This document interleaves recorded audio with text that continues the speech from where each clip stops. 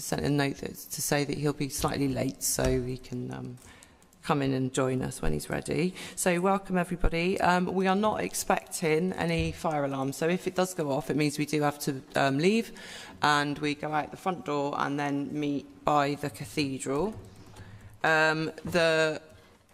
This public is being webcast, and then afterwards it will go onto the YouTube channel. So welcome to anybody that is watching it now or may well do in the future. Agenda item number 2 is apologies for absence and substitutions, and I'm looking around at the my committee colleagues, and I can see that everyone's here, and we've spoken about Councillor Mohammed. So item 3 are declarations of interest. Is there any committee members that feel that they need to declare an interest in any of the items on the agenda? No. Okay. And that takes us on to the minutes of the previous meeting, which was held on the 27th of November.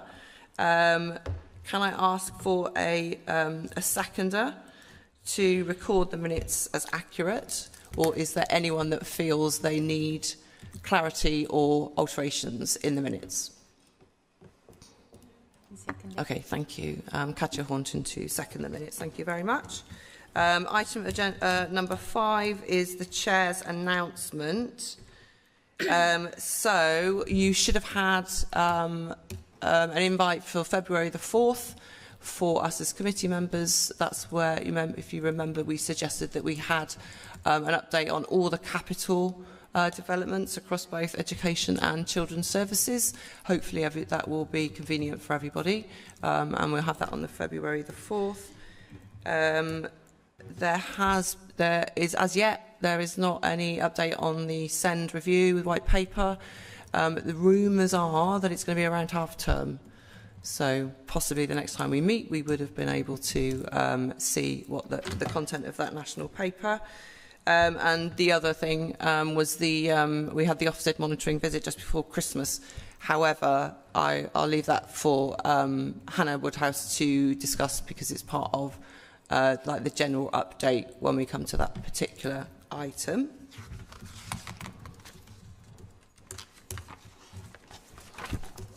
And that takes us on to agenda item number 6, which is the public forum. And we had 3 questions which are published on the website, and they've had the answers. That person's not indicated that they are attending this evening. And we've had 1 statement, and I can see that Jen Smith is in the public forum. So Jen, did you want to speak to your statement? It's been published, we've read it, so over to you. Thank you. School attendance in Bristol can be a real marker for the failure of a setting to meet the specific needs of its SEND pupils. This can definitely be seen in the problematic attendance statistics. Specialist settings have always historically languished behind mainstream statistics, which aren't great themselves. A place at a specialist setting, however, does not mean inclusion problems are no longer an issue. I've lost count of how much nonsense I've had to put up with off education settings over the years. All I want to do is steer my teenagers through GCSEs.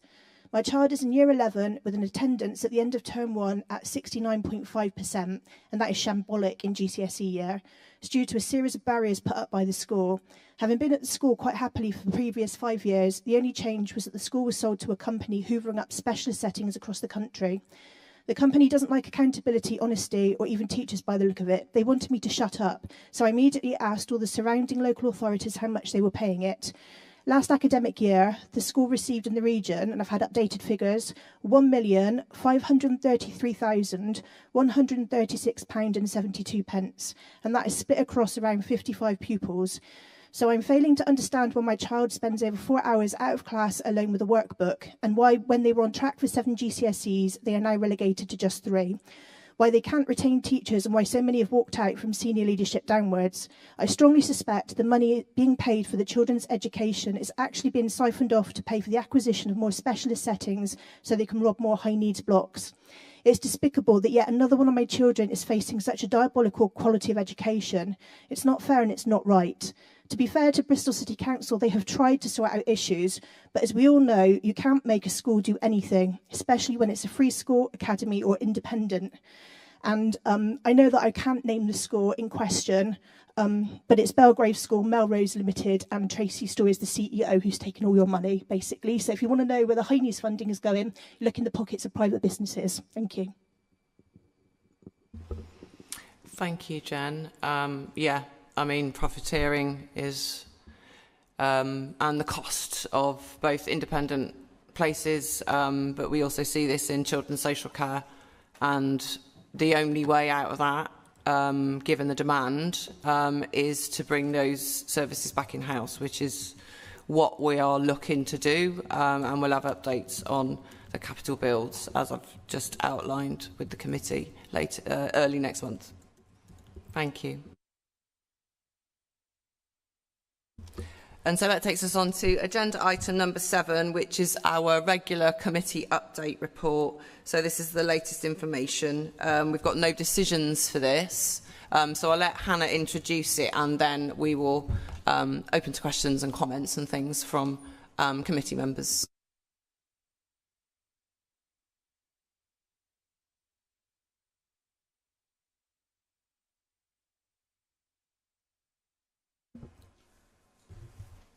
Thank you. So, yeah, we've got lots of papers on the agenda today, so I recognise the need to go quite quickly through. So I'll do a sort of very short summary, and happy to take up any questions. Just the first thing to say is this is an amended paper. There's an amended version, because the Jen's gone, secondary attendance figure was incorrect. So the secondary attendance figure is slightly better than that which was published in the first paper, but it still needs quite a lot of room for improvement. So that was the only change between the two papers. The other thing to say is that what we've done is we've merged our performance framework, our corporate performance framework, with this update paper, because otherwise you would have had an update paper and a performance paper, which didn't really make any sense. So other committees have a performance paper which looks a bit different. That's because we're used to having this update paper. So I've brought them together in this document. That's why it looks like it does. So as Christine said, the main thing that we were really pleased about was the publication of the ILAC's focused visit into children in need child protection services, which was published on the 12th of January. And the inspection took place at the beginning of December. And it was the second of 2 focus visits. So we'd had a focus visit at the beginning of last year into the front door. And so this is the second area. These are the 2 areas that were picked out by Ofsted in the full inspection as requires improvement. So that's why they came back to these 2 areas. And we were expecting it and we planned for it. And it did go very well, and it's a good read, and obviously it'd be lovely to read it. It particularly was very positive about the workforce and the culture of workforce in our social care teams, and the progression routes and the development and the support for the workforce, which, as we know, is the foundation of good practice. And so it was lovely to see that. It's also very positive about the leadership of our work in social care, including that of politicians and corporate leaders in supporting improvements as well as investing in social care improvements. So it's a nice read, and we're really pleased with it. There are a couple of areas for improvement. One was around recording, reflective conversations and in general, and the second area was around safety plans, which is not a significant area of improvement, although it sounds like it might be. It's not. Fiona could talk a little bit more about it if we need, but those are both areas that we're aware of and we're on to. So we are in an inspection window now for a full inspection, which will be a 3-weeker, and they may come any time between now and the summer. We also, as we know, are in the window for a full SEND inspection, which will also be a 3-week inspection, and we may well have a youth justice inspection. So it's going to be a year of inspections either way. So I did just want to record again my thanks particularly to Fiona and to her team and to the social workers in Bristol, because they really, I think, did us proud in that focus visit. It's lovely to see. In the update paper, there is some information about our social work in the south of Bristol, which I thought might be of interest to some of you, as well as our work with care leavers, which is where we've been doing some quality assurance recently. The other thing, so in policy terms, the update paper talks a little bit to some of the sort of national agenda. So we've got Families First reforms being rolled out by the Department for Education. We've got a big focus around prevention. We've got a big focus around early years, as well as youth services. We've had a youth strategy launched in the last month and a half, which links with our youth, our Young Futures work. And we will bring papers on all of that to this committee over the next 6 months. We're planning that in our future plan. We've also got on Tuesday a One City event which is focusing on education and particularly on the link between deprivation and poor educational outcomes. And so I just wanted to sort of mention that as part of the work that we're doing in education. And then just in terms of the data, I won't talk about EHCPs as much as I normally would. We've got a big paper on the agenda around SEND, and Vic can speak to that. But in essence, we have more EHCPs being produced, fewer coming in, and therefore our overall averages have risen. They're not as fast. They're not where we want them to be. They're not as, you know, it's not as fast as we would want, but it is steps in the right direction, and I think it's good to see. The data highlights some areas around attendance, so particularly what we call persistent absence and serious absence. So this is a small number of children with really low attendance. That small number has risen slightly, so increasing numbers of children slightly, really low attendance. These will be children with really specific needs, but at the same time we're also seeing overall secondary attendance and attendance of children in special schools, which has been already highlighted, is still dropping in Bristol and is still below the national average. So whilst primary is holding up, secondary attendance, generally years 8, 9 and 10, continues to be a challenge. We've also seen levels of children missing education slightly down because we're spending quite a lot of time in that area, but we're seeing elective home education slightly up, and we're looking hard at that. Suspension slightly up and exclusion still down. So the data sets out all of that. Slight improvement in terms of NEAT, and sort of real forensic work going on in the team, tracking children without education places post-16. And then generally a positive picture across children's social care data overall. CP plans, so children on child protection plans and children in care, you'll see in the paper have been rising over the last few months. They've come down a little bit in this report, but we are seeing more children coming into the services, which we've just had an inspection looking at our threshold, so we can only conclude that that is a real reflection of rising demand and complexity of need, and obviously is a concern for the service. We are seeing more unaccompanied asylum seeker children coming in as well as part of the children in care numbers. And then lastly, I won't talk about corporate parenting because it's on the agenda, but it is in this paper as well. And that paper also talks about care leavers and the work that we're doing there. And it also refers to the belonging and thriving strategy, which we will also talk to later on in the agenda. So happy to take any questions. Thank you. I just do want to add that I'm going to expect, I'm warning you that the NEAT figures are going to go up the next time we look at this. And I know Councillor Chalandris is particularly, and that is because we've recently seen the numbers of young people that have been that have left the City of Bristol College as of December, and they are in 3 figures. So I'm just sort of bringing that to us now because I sit on the NEAT reduction board. I sit on the Youth Trailblazers boards as well. So we've seen that. So we will expect that to come out in the next paper. But Shona, and then anybody else catch my eye. Thank you. Yeah, and congrats again to all the social workers who are working really hard on to prep for the Ofsted inspection. That's great. My question was about the rate of suspensions, and I know that it's addressed briefly in the belonging and thriving strategy later on, but from what I remember last time, we were looking at the suspension rates for children from priority ethnic groups, people from the global majority or Irish backgrounds, traveller backgrounds. And I wondered if you could, I note that that's obviously been noted in the previous minutes, but could someone talk a bit more about what's already being done? Because I can see that the rate of suspensions overall has actually increased very slightly, which is obviously not what we want.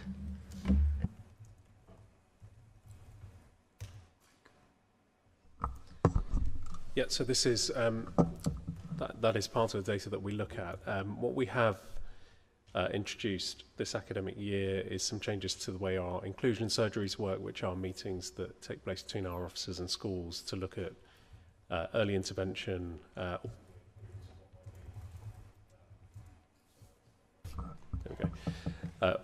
Early intervention, looking at all the different interventions that schools can be using, both in terms of the graduated approach, the way that they should be providing support for children in school, and how we might offer in-reach support from providers that can support those children in the setting themselves, but also thinking about alternative provision where off-site provision might help avoid permanent exclusion down the road for those children as well. So those inclusion surgeries are up and running, and we're getting generally good feedback about the contact they're having with schools, and that can often result in funding being provided to support those children specifically. We also, in September, launched our inclusive learning service, which is part of our school improvement team, and part of their role. So they've spent all of the last term from September to December visiting every single school in Bristol. So I think they're pretty much I'm pretty sure they've visited almost all schools, 160 across the city, in the mainstream sector, where they're meeting with senior leaders and Senkos and DSLs, again, to look at the use of the graduated approach, to look at the whole school cost of provision map, what interventions are there for children, where they're on SEND support, particularly where there might be suspensions, but also those with the HCPs where we see that crossover. So we have quite a good footprint, I think, in terms of the support available to schools.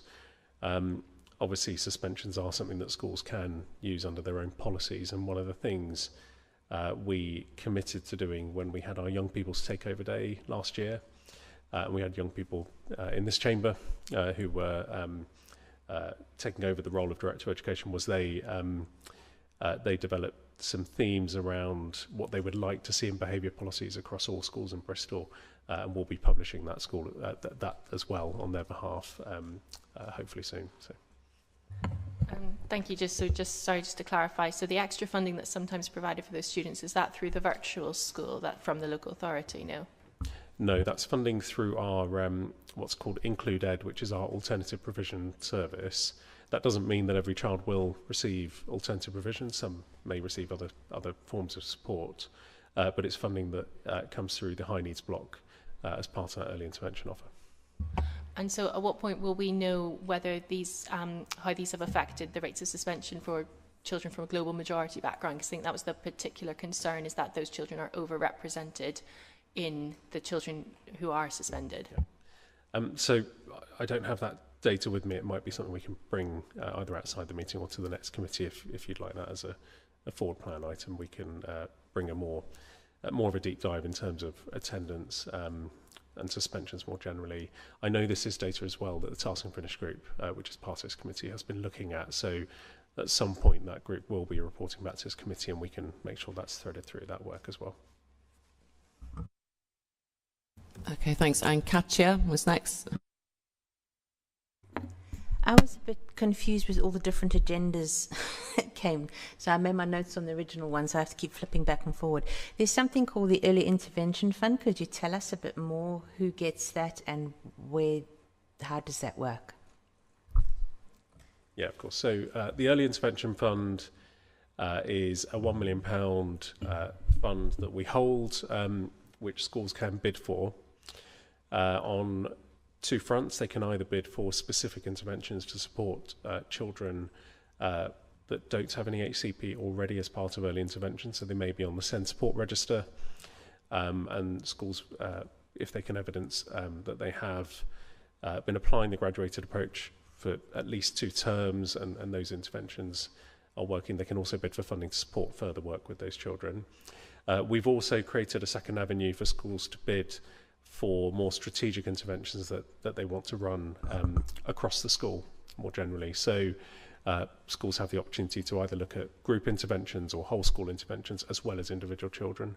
Now £1 million doesn't stretch across all schools and is the initial pilot year for us in terms of that fund.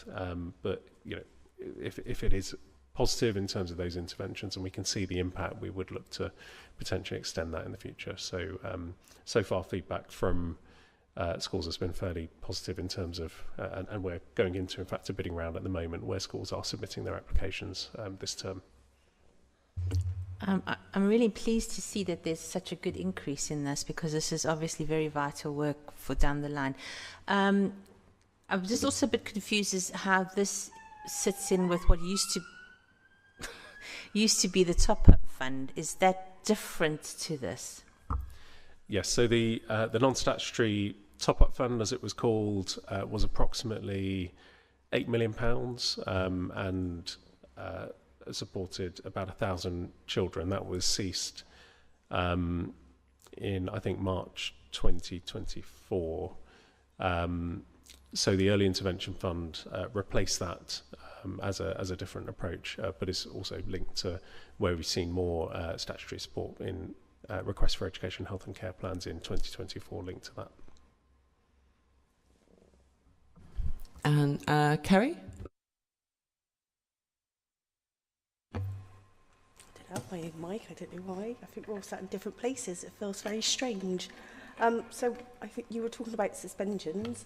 And obviously schools have to have policies, and I think my question is quite personal and quite triggering. In my experience, what the policy says it often isn't what happens. So is there any checks? Who checks that those policies are being rolled out correctly? And I think Jen nailed it on the head when it's private schools and academies. You know, they can have all the policies in the world, and it's not necessarily what the child and the family experiences. And when they're not rolled out properly, what are the consequences? Because I haven't seen any.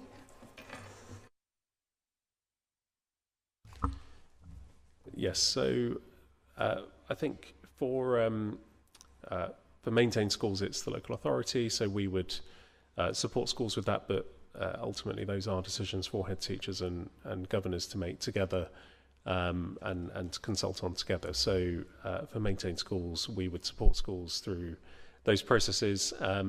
For academies, those would sit with, again, head teachers and governors and the academy trusts that run those schools in terms of the behaviour policies that they have. Sometimes those are individual per school or centralised to academy trusts more generally. In terms of concerns about behaviour policies or the implementation of them, those would typically go through the school or trust's complaints process and potentially to Ofsted if that was necessary. And there is, in fact, some new guidance that's just come out for parents, which has been launched by the DFE, I think, just in the last few days, which sets out a bit of information about how to make a complaint about the school if you have a concern. Did you want to ask any other questions? I've got lots of questions, but I don't think this is really the place for it. But okay. Lots and lots of questions. I think any more policies that can hold schools to account can't come soon enough. I agree. I agree with you. The Ofsted framework has changed. There's been a couple of sort of pilot inspections in Bristol, whereby the well-being of children and that drilling down is now part of what Ofsted are looking at. The point of academies was that local authorities don't have any jurisdiction over them. That was the point of the legislation, and the Children and Wellbeing Bill hopefully will bring some of that back, because I do think certainly it's been recognised in Bristol for many years that that's the case, and it's seen at the national level. But again, that will take a while to bed in. But nobody in this room is responsible for the Academies Act or the governance structures that the national government bring in when they put schools in. Schools became academies, but there is some change. Yeah, local authorities are responsible for the safeguarding. Yes, yeah, but not for suspension policies. But the Ofsted inspection is where that data will be drilled down within the academies and the local authority maintained. Andrew. Thank you, Chair. We've mentioned this before, and apologies to mention again, but the number of children electively home educated has got up since the last time we had a look at the numbers. And I think a lot of us are concerned with the terminology, you know, to what extent are the people being home educated electively, or you know, some people use the word forced. And I just wonder if there's an opportunity to drill down into these figures and find out exactly why these children are being educated at home. I think that'd be quite interesting analysis to look at. Yeah, that is happening. Vic, do you want to pick up what we're doing? Yes, that is, and I think it's been a feature of the attendance task and finish group as well, where we have looked at some of those figures. Our team is looking at the EHE figures. So at the moment, Bristol is below the national average for EHE, so there's some positive. We also know through the school's white paper there might be some strengthening of the expectations around home education. One of the challenges around home education is the definition of suitability hasn't been set out in statute. So whilst we as an authority have a expectation under statute to ensure that every child is receiving a suitable education, including at home, there's no framework or decision or definition for it. So there's a level of subjectivism around that. But what our team does do is look at we make contact with those families. We look at some of the work that they are delivering with those children, again to test suitability, to start encouraging opportunities around returning to education. But it is a big focus for us at the moment in terms of how we can support that. But also when children have been home educated, when they return to school, how do we manage that transition back? Because that can be quite challenging for children as well. Okay, anybody else want to come in on any of the elements on the update paper?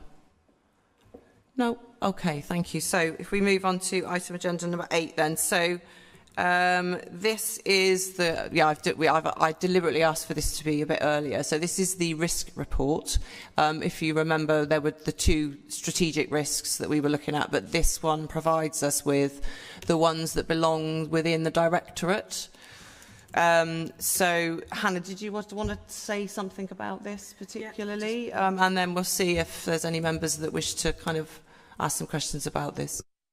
Yeah, and I mean, once again, you are the first committee to have asked for this level of detail, and so we're really pleased to provide it. But you are seeing it in its sort of its glory, as in it's a risk register which we use. It's an operational risk register. It's not really been presented for public consumption in that sense. So that's why we've only set out the sort of the headline risk, and rather than all the mitigating actions, there is a full risk management plan underneath it. So, but first of all, just to say, so there's 2 risks which sit at the corporate level. So they are failure of safeguarding vulnerable children and not being able to meet our DSG deficit if the ring fence isn't extended past November. And we know that first risk will always sit on our risk register because by definition we're always working with vulnerable children. It's always a risk. And the second one continues as a risk because the dedicated schools grant, as you'll be about to hear, is a significant challenge for us. It's one of the biggest financial challenges for the council. But underneath it, what you can see is all of our is our next level down risks. And I think all of us would welcome thoughts, I suppose, on anything obviously missing or anything that looks a bit strange. What you can see in there, I won't go through all of it, but what you can see in there is a number of risks around harm. So basically the next level down in terms of harms for children, you've got a risk in there around unregistered children, which used to sit on our corporate register when we had 14 unregistered children. We now have 1, so it has come down to the directorate level. You've got a risk in there around places planning, for example. If we don't plan places properly, we see a number of issues. Either we've got not enough places, or we've got too many, and then you've got issues around financial management in primary and secondary schools. So you've got 1 each there. You've got a risk in around management of deficits. So that's the budget of maintained schools, including nursery schools, where we know the deficits are significant. So that's a risk that we're managing. You've got a number of risks there around SEND, in particular the timely advice of education psychologist advice, again something we talk about quite a lot. You've got a risk around our sanctuary services team and the support that they provide. There's a risk around NEET. If we don't manage NEET properly, you will see children and young people without places or training. So, and then there's a couple in there that are just a bit specific. So there's a risk around data quality, and there's a risk around the keeping of records, which is a specific issue, which we could explain, but there's an issue around uncatalogued records in one of our buildings, which we're managing. So yeah, I mean, you know, it's here for your site, and we welcome any comments on it. Thanks. So does anybody want to ask any questions about this, or do we think there's something that should be in there that is not there, and then we can find out where, because there's also stuff underneath this, and every project has its own sort of risk register and mitigations, as people well know. I'm just wondering if there's anything that you feel isn't highlighted on here, and then we can dig in and see where it is and what the reasoning is, or are there any questions about what's going on here? Shona? Yeah, it was just about the nursery schools and the historic deficits. So could you expand a little bit about what the latest is on that and what the planned actions are, and realistically, are we going to get the risk down to 6? I'm going to hand that to Vic too. Yes, that's fine. The maintained nurseries, so we have 12 maintained nurseries in the city, and several of those have been in a long-standing deficit, which was accumulated over many years. I think, and I don't want to get the value wrong, but our colleagues in finance here, it's in the region of £6 million, I believe. So I'll check that figure, but I believe it's around that amount. We've been working very carefully with the nurseries and have a steering group where we bring them together to have those discussions, because quite often, like all nurseries, they're operating on quite small margins, and that can be really challenging for them in terms of a repayment of that amount. So we have seen some positive progress already, but we're also mindful that we don't want to cut provision, and that we need to have a plan to reduce that over time. So we're continuing to work with them and putting in place deficit recovery plans for all of the nurseries, and continuing that dialogue. The positives are, and we met at Schools Forum last night to pass the budget, which will come to full council in a few weeks as well. There has been some really positive rises in early years funding, which will support maintained nurseries particularly, but also PVI, so private and voluntary nurseries, which might further help that financial position as well. But we're taking a pragmatic approach, I think, in terms of how we can support them over the next few years to reduce that deficit to a much more manageable level. What I should add is the majority of nurseries are not in an in-year deficit, so they're kind of financially sustainable in the day-to-day, but they are carrying legacy deficits which have been accumulated over many years. So, anything further? Yep. Yeah, thank you. No, that's really helpful. And then my second question was about the risk around safeguarding and the failure around that, and whether someone could explain a bit more about how we get to a score of 21, because that obviously feels really high, but what are we expecting to change for that score to lower? Obviously, it's one of those situations where sometimes you never know what's going to happen, and sometimes failings are only obvious after the worst has happened. But what do we think is achievable to lower that risk? Fiona, do you want to? Yeah. Sorry. So that risk was really high following the deaths, probably 2 years ago now. And it was particularly around the deaths around serious youth violence. So that, and then the publication of our Child Safeguarding Practice Review and the actions that needed to be taken. So it was high because of that, and we'd had the deaths. In terms of that coming down, we need to make sure that all we've put in place is embedded. So we've had the harm outside the home strategy here, the action plan. We've put in that new kind of multi-agency child exploitation structure into our system. And what we're hoping at the next quarter that will go down as we have embedded the systems and we can see some kind of positive outcomes, but we felt we couldn't bring that down at this point until we felt the actions and some of that process have been embedded. But with those embedded, we would hope to bring that down next time. There is a kind of flaw really as well, because the impact is so great. So it's always going to be really quite high. I mean, the other elements are the expansions of some of the youth provision that will also help, and the HAF, which we'll be looking at later. So it's the prevention work is equally as important as the work that to keep the children safe, and school attendance, of course, which we know is the biggest safeguarding factor that the state has when it comes to keeping children safe, is ensuring that they get they're in school and they're receiving an education that meets their needs. Has anybody else got any comments about this risk, about these risks? Susan and then Yasin.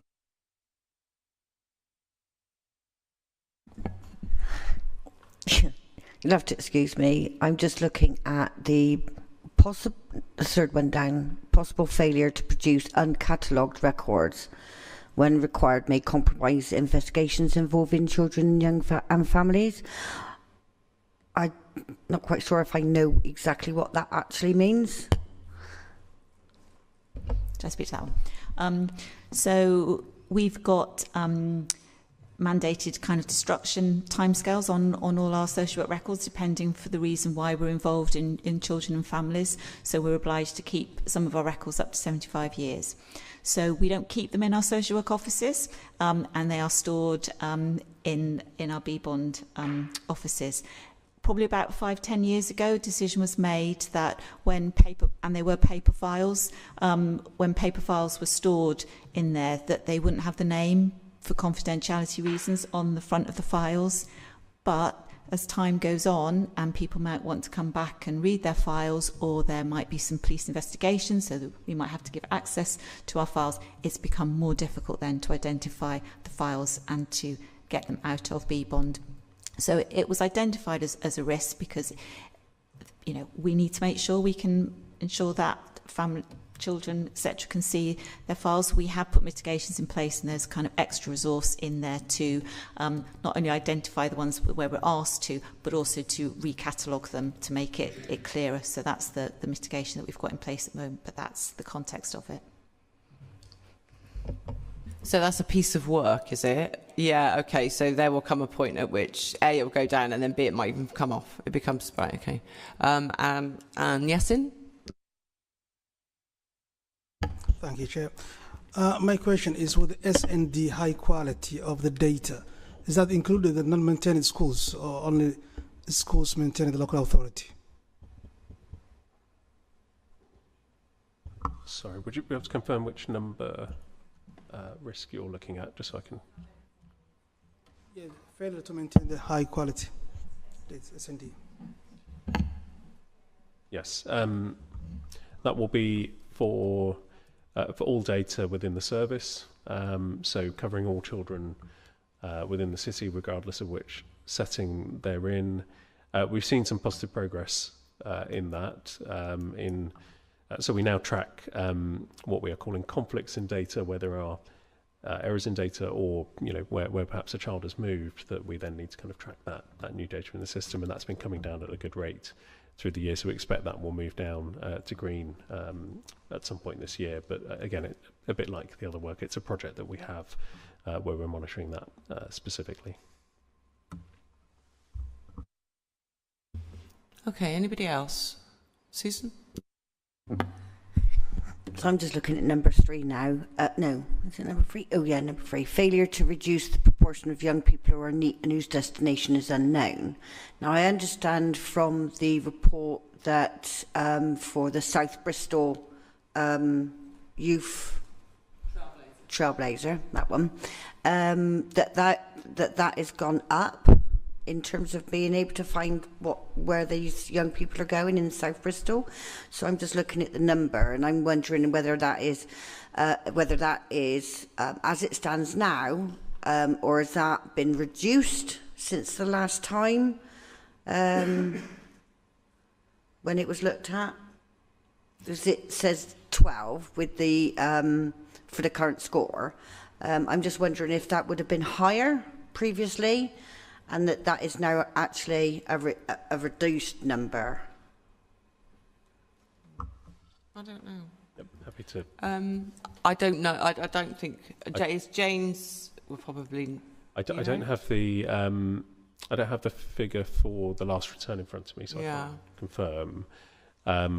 It's unlikely it would have been lower before. I think it's probably been at a similar level. We are seeing, as Councillor Townsend said, some increase in the number of needs. So whilst we're really good at tracking, and our team is brilliant at actually tracking children to make sure that they are identified, and we're better than most of our national averages and other authorities in tracking young people. We also track young people at risk from year 10, year 11. We go out, and in fact we're in the process now of going out to schools to collect that data about young people they may be concerned about becoming NEET, particularly as they're having those conversations. So we're quite strong, I think, in terms of that respect. What we are seeing nationally and in Bristol is rising NEET figures, and obviously, as you said, in South Bristol particularly. There's a number of schemes that we have that are working, so the Youth Guarantee is one, and there's a number of other projects that we have working with young people who are NEET, and there's some really positive impact on that, but there is, you know, a wider economic challenge there, I think, in terms of opportunities for young people. Thank you very much. It'd just be nice to see that things like the Youth Guarantee or make, you know, the trailblazers and stuff, to look at if those figures would be coming down. Yeah, the Trailblazer itself has been very successful. Yeah. So they've hit and exceeded the targets in terms of the contacts. Yeah. And those that are moved into work or moved into education or into volunteering, that is very positive. And there's also now the extension of the funding to continue with that work. The thing with NEETs is, at the end of every term, basically, as I've just indicated, there will be a group of young people, unfortunately, that may well fall into the NEET category, and it's about how we best pick those young people up and track them through. And the thing with post-16 is there's only certain points in the year where courses can be started, generally September. And so what the Trailblazer is sort of teaching us is that we need to have entry points for young people more frequently within the year, but those aren't going to be traditional sort of FE courses. And so it's how do we develop those courses for those young people that are going to meet those needs and pick them up and sort of move with them rather than them falling into the NEET category. So, I mean, it's quite complex. But when Jane, I don't know when we're having the post-16, I don't know when that we will have the post-16 sort of NEET element come back when they report. There will be a time that it's timetabled into report, and so we can really drill down into that then, because Jane is really over the details with the post-16 and the NEETs. But I echo what Vic said about tracking the not knowns, which are the equivalent of your CMEs when they're sort of preschool. Thank you for that. It was literally just the kind of indication of if the number is 12 in terms of the risk, that I would be encouraged by all the work that has been going on with the Trailblazer and everything else, that risk would come down, if you see what I mean. Or at least not go up. Definitely not go up, but definitely be coming down. And it was a case of what were those risks before, what are they now, what will they be, and seeing that number actually will get reduced and come down to the number 6. Thank you. Yeah, and I think just to add, if it's okay, when we look at the specific projects that we are running, so Workwell, we're at 100% of our KPIs on that programme around in relation to that grant. If we look at the South Bristol Youth Guarantee, which is at the mid-year point now, it's 6 months in, it's already engaged and supported about 104 young people. And the Boost Your Future programme, again, we've seen some really positive progress in that as well. So the specific projects we have running are actually very successful. And again, because our tracking is strong, we're finding those young people quickly where we know who fits in which pathway, and we're supporting them. But there is that broader, I think, upwards pressure economically where some of those opportunities are not there for young people. Alongside obviously building more post-16 provision for young people that want to do more vocational programs as well, which we put in our school organisation strategy, which came to this committee a few months ago. Councillor Galandris. Thanks, Chair. Just a general point, I may have missed it. The actual numbering, the actual current score, is that something that Aldo Zanetti and his team assess, or is it self-assessment? I'm just wondering how you actually get the number. I think it is using our corporate risk code. Yes. So it's a self-assessment. It's not Aldo Zanetti and his team doing the assessment. Heather's going to help me. Yes, we have a corporately set matrix, which is then used by people in the service to come up with a number, which is then sense checked and tested with the corporate team. I know this because I've just done my training. Thank you. Yasin, did you have another question? I've got you. I just haven't scrubbed you off, Andrew. Thank you, Chair. Another general question, really, about the target score. And I'm just wondering, as well as having a target score, do you have a target date for achieving those scores? We don't. I mean, I think, as I said, this is very much a sort of sharing our process in the interests of improving it. And I think there are a couple of things that I think we need to look at. One is maybe a sort of sense of the movement up and down since last time. To answer Councillor Collis' question, it might not have done. If the risk rating has shifted, it might be interesting for us to report on that, because then we can show you why and what's happening. We can take back to the risk team, because obviously we need to remain within our corporate framework, but we can take back whether there's a helpful sort of date by which we need to get there as well in there. And then I think just while I'm speaking, the other thing I was going to say is I just want to have a look at our cross directorate risks. So we should have a risk somewhere around housing for young people, for example. Christine's just said we should have a risk around transitions into adult social care. We should have a risk around skills and the economy. So there's something about risks that sit sort of between us and another directorate, and I'm sure we do, but we ought to just triple check that and maybe report against those as well when we bring this back next time. Thank you.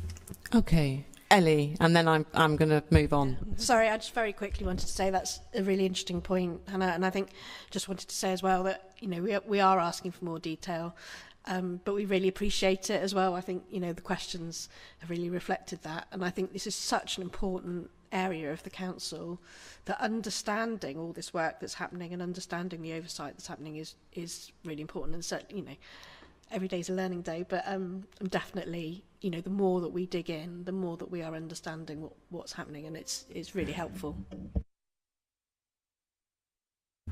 Okay, so are we happy to note that report? That's what we've been asked to do. Yeah, there we go. Okay, so we're moving on to agenda item. We will come back to this. I mean, it will, it will come up again. Agenda item number 9, which is the Send an Alternative Learning Provision Transformation Programme, and this is a progress update. And again, this will be for us to note at the end. And I'll hand over to Vic. Thank you. I won't speak for too long because I think the report has been set out in a way that gives members the detail that they need, and hopefully sets it out in a straightforward way. But the purpose of this report is to provide this committee with an update on all of the work happening under our SEND strategy and the progress that we've made over the last year. So strategy is coming up. In fact, it may now be almost exactly a year since the committee passed the strategy in January of 25. So as a reflection on what we've learnt over that year in terms of our progress, and plans for next year as well. This year now. It covers that. It also covers the safety valve update as well within it. So we've tried to bring this all together as one report. But happy to take the report as read and take questions as appropriate. Okay, thank you. So can you make, if you've got any questions on this, but I just wanted to comment on priority 3, because this is, despite the timeliness and the numbers, this is really where we're seeing the productivity going up. So we've got the numbers here, the percentage increase for finalised EHCPs, huge improvement in the education psychology service, over 50%, and in the absence of the sort of national guidance about what comes next, and the impact that is and continues to have on the anxieties both amongst families and within schools, focusing on basically productivity within the service, and we are beginning to see that. So I think that's a really positive kind of point there. Has anyone got any questions that they want to ask about the update report? Okay, Ellie, Katia, and then others catch my eye. It's just a small one on page 45. There's a sentence, the second paragraph down. It says the council launches its school organisation strategy, and then that sentence just sort of hangs on its own. So it was just really to pick that up. There's obviously a point that was going to be made there. That's fine. Yeah, it's apologies for that. We'll amend that. That will have referred to the school organisation strategy, which we brought to the last committee to sign off, and should say along the lines of our ambition to develop 569 new places for the city, and what will be coming in March is a report that sets that out in full. But yeah, apologies for that error. And Katia? I don't know if this one comes here, but one of the things I've been questioned about, and it might come later as a specific casework, but I've been speaking to some head teachers, and they were saying that the payment of some of the EHCPs is not going through in a timely fashion, so it comes late all the time, and they're constantly having to send their registers back and forth to the department. Also, that they're getting payments for students that have left them 2 years ago, which means that some schools not getting their payments for that particular student, because this is quite young, they haven't left school yet. So I was just wondering if that's part of the inefficiencies that are happening, what's happening with that, because we've had this before where certain funds haven't gone through for a really long time. Some people have even lost certain therapies and things for their children because it took so long to get the monies through. Even though it was approved, it took so long to get it through. Yeah, so I think we've seen less of the issues in terms of individual payments, where, for example, for therapies, but where we have seen those, we are picking those up. We also have a project around looking at the funding issues where there are particular schools affected. So we have met with a number of schools individually to go through those concerns and reconcile, and we are also working through those. So it doesn't affect necessarily all schools, but there are some where they have some discrepancies in legacy payments that we are resolving. So it's part of our overarching transformation project, and getting back to a position where that reconciliation is complete. So a key priority for us, absolutely. Okay, anybody else wish to comment or ask questions on the updates? No. Okay, so we are asked to note this report. So are we happy to note the report? Yeah, okay, people are nodding. Okay, and then moving on to item agenda number 10, the Belonging and Thriving Strategy. Sorry, yes. Are you doing this one? Yeah, because this is it's quite a long one, and it involves our partners. So we're asked to endorse this, so we'll come back to the end. Yeah, so again, you've got the strategy in front of you. So the third attachment is the strategy itself in the papers published there. So we had a partnership strategy called Belonging Strategy, which is, I think, as you probably all were aware, was developed over a period of time with partners across Bristol. The Belonging Strategy ended at the end of 2024, and so it needed to be replaced. And so this is, if you understand what that was, and we're part of that, this is basically the successor to the Belonging Strategy.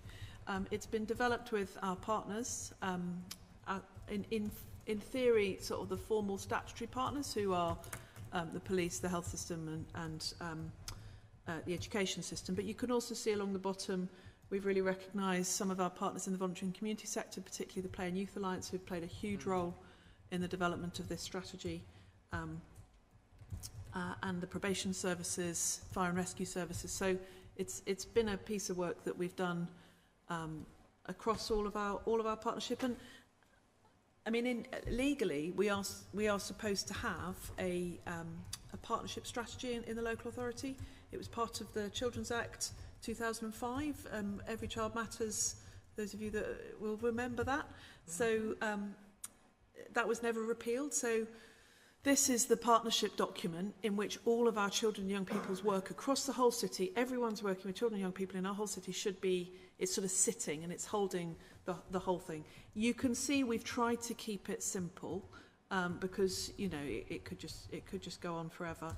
There are 4 priorities. There's a priority around the early years, particularly looking at the government's agenda around greater learning depth, performance in terms of early years learning, as well as family hubs work, as well as our child health strategy, which particularly focus on infant health.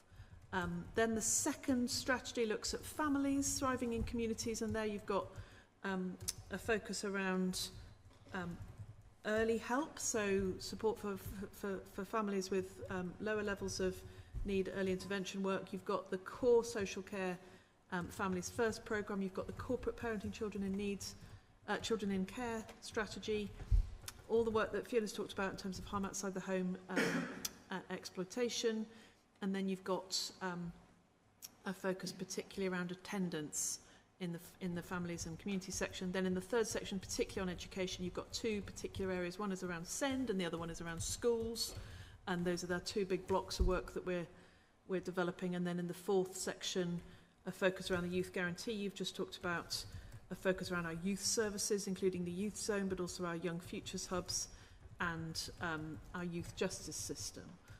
We've had a bit of a debate about whether in the 4th section we have a broader focus around skills as well as particularly focused on children's needs. So how are we developing our links with the economy, particularly through the education system. So I think that's the only slight tweak that I'm aware of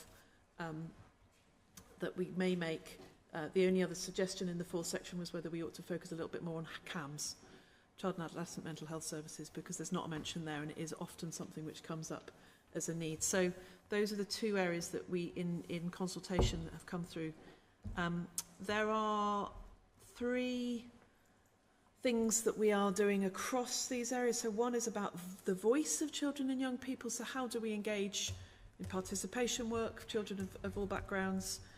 Secondly, how can we become and continue to be a culturally competent and trauma-informed workforce? And the culturally competent bit does speak to some of the work that we've been doing in the safeguarding area, particularly some of the CSPRs that we've been doing across the city, and was a big theme coming out of both of those. And then the 3rd area is being better at sharing data. Probably won't surprise you across the partnership. So it's a framework. It'll be something that partnership will hold each other to account on. We'll have updates against each bit of it every time we meet. And we bring it here. We are one of the partners, so it'll go through decision pathways in the health and police system as well, but for your endorsement. Thank you. Okay, thank you. So looking at committee members, if they've got any comments or questions. Sorry? Oh, right. Okay. Okay, well, as, whilst we're waiting for Councillor Hornsey to get questions, has anybody else got any comments or questions about this? Shona, and then Katja if you're ready. Thank you. I think it was under priority 4 about thriving in the future. So, I mean, I love that the targets are quite specific a lot of the time, but in priority 4, one of the measurements is we will measure young people's feelings of safety, and we'll see improvements in confidence and safety among young people over time. Like, how are we measuring that? Yeah. It's a common discussion at the Prevention of Violence group that looks over the serious youth violence work. Piece of work that we are doing is how can we benchmark or baseline views of young people across the city in terms of safety, and then measure against that. So it'll be surveys, but we do need to firm up the sort of how will that be measured, and also how do we make sure that what we're hearing, you know, violence plays out sadly in different parts of the city in different ways. So how do we balance that in what we're hearing? So it's a very regular item on young people's voice and in preventing violence, getting that right. We need to develop a survey is the answer. No, thank you. I think especially what you say about it being from different parts of the city, and I think we need to make sure that the different demographics of the city in terms of ethnicity are represented as well.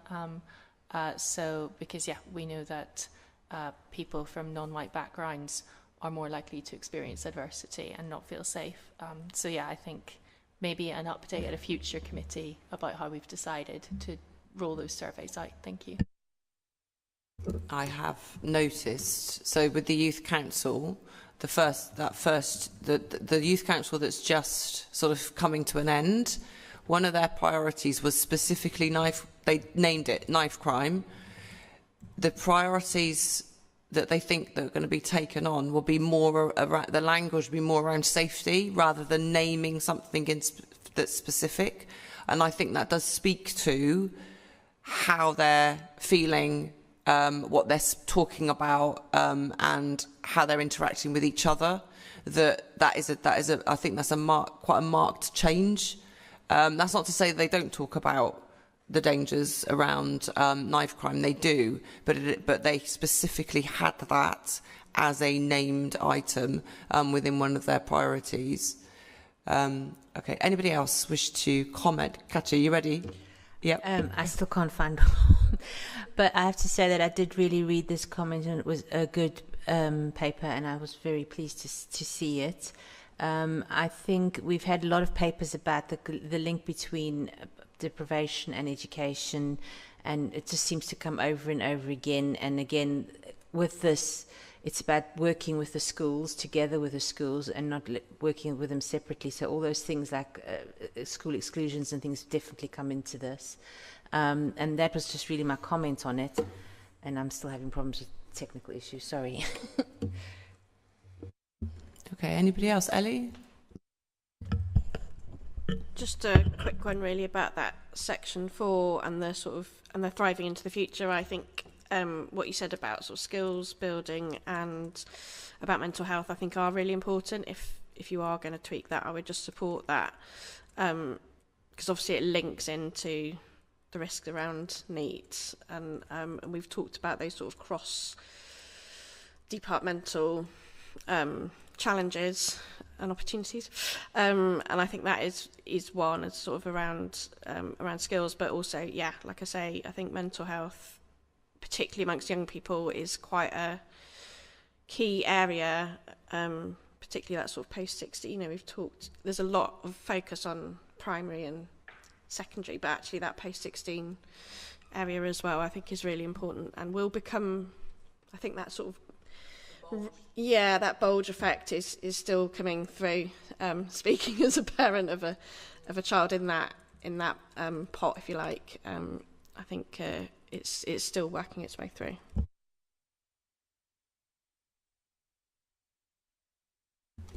Okay, so this is obviously a key decision for us because it affects every ward and goes on for it's a 5-year strategy. So we are asked as a committee to note and endorse the Bristol Belonging and Thriving strategy from 2025 to 2030. Are members happy to do that? Yep, okay, I can see nods. Okay, thank you very much. And that takes us on to agenda item number 11, which is the corporate parenting. It's the strategy update, the immigration support pledge and the care leaver covenant. And for Fiona to lead on the presentation. Thank you. Yeah, I'm going to start it, and I've also got Liz Small here as the corporate parenting manager, who can talk to some of that as well. So yes, the paper talks about the update on the corporate parenting strategy. You'll remember that strategy was approved at full council in July 24. And I wasn't going to talk a lot about it today. It will come back as an annual report to full council in July this year. But the report briefly kind of references the progress made against some of those areas for action. You'll know that care experience as a protected characteristic was something that came through here. So that's definitely kind of the progress that we can identify. The opening of our care leavers hub, which is a brilliant and lovely place and an achievement, and work around our life story, work with our young people and our celebration events. So that's kind of the summary of the progress against the strategy. What we really wanted to bring today was two elements of that strategy and action plan that will really kind of, evidence progress against the action plan and really kind of think about outcomes for our children in care and our care leavers. And the first one was about the immigration support pledge, and the second one is our recommitment to the care leavers covenant. And so the immigration support pledge, that's making sure that we've got robust process in place to address any immigration issues for our children in care, and to make sure that our children in care are identified. So what this is about, that we have many children in our country who actually don't have the correct immigration status and right to live in this country. And when they come into our care, then that's not always recognised. If they've been born in this country, we might not always recognise that actually they have immigration status issues. And so one of the key issues for this covenant is that we are mindful of that, and we don't make assumptions when our children come into care, and we ask questions and we check if there are any immigration status issues that we would need to support them with. And that if there are, that we support children quickly and at an earliest stage possible to possibly, to properly access legal advice and to have kind of the appropriate support around them, and to make sure that they are eligible for all that they need to be. So that's what the pledge is around. And then the care leaver covenant, that's a recommitment for us. We made the commitment back in 2018 as a whole council approach for our care leavers, and it's making sure that us and our partners have responsibility for improving the outcomes for care leavers and working together to achieve that. So that's just a kind of a recommitment for us, as it's some time since we've originally signed it. Thank you. Thank you. Okay, has anybody got any questions or comments in relation to those two areas and the updates on the corporate strategy? Although we will get that, we'll come to full council, that has to. Katja? Yeah. There was one question when I was reading this, which I very fully endorse and think is a good idea.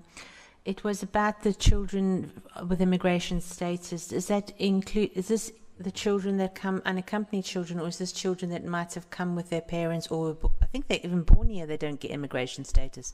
Not that that makes any difference, that they should be looked after, by the way, but I just wanted to know for that information.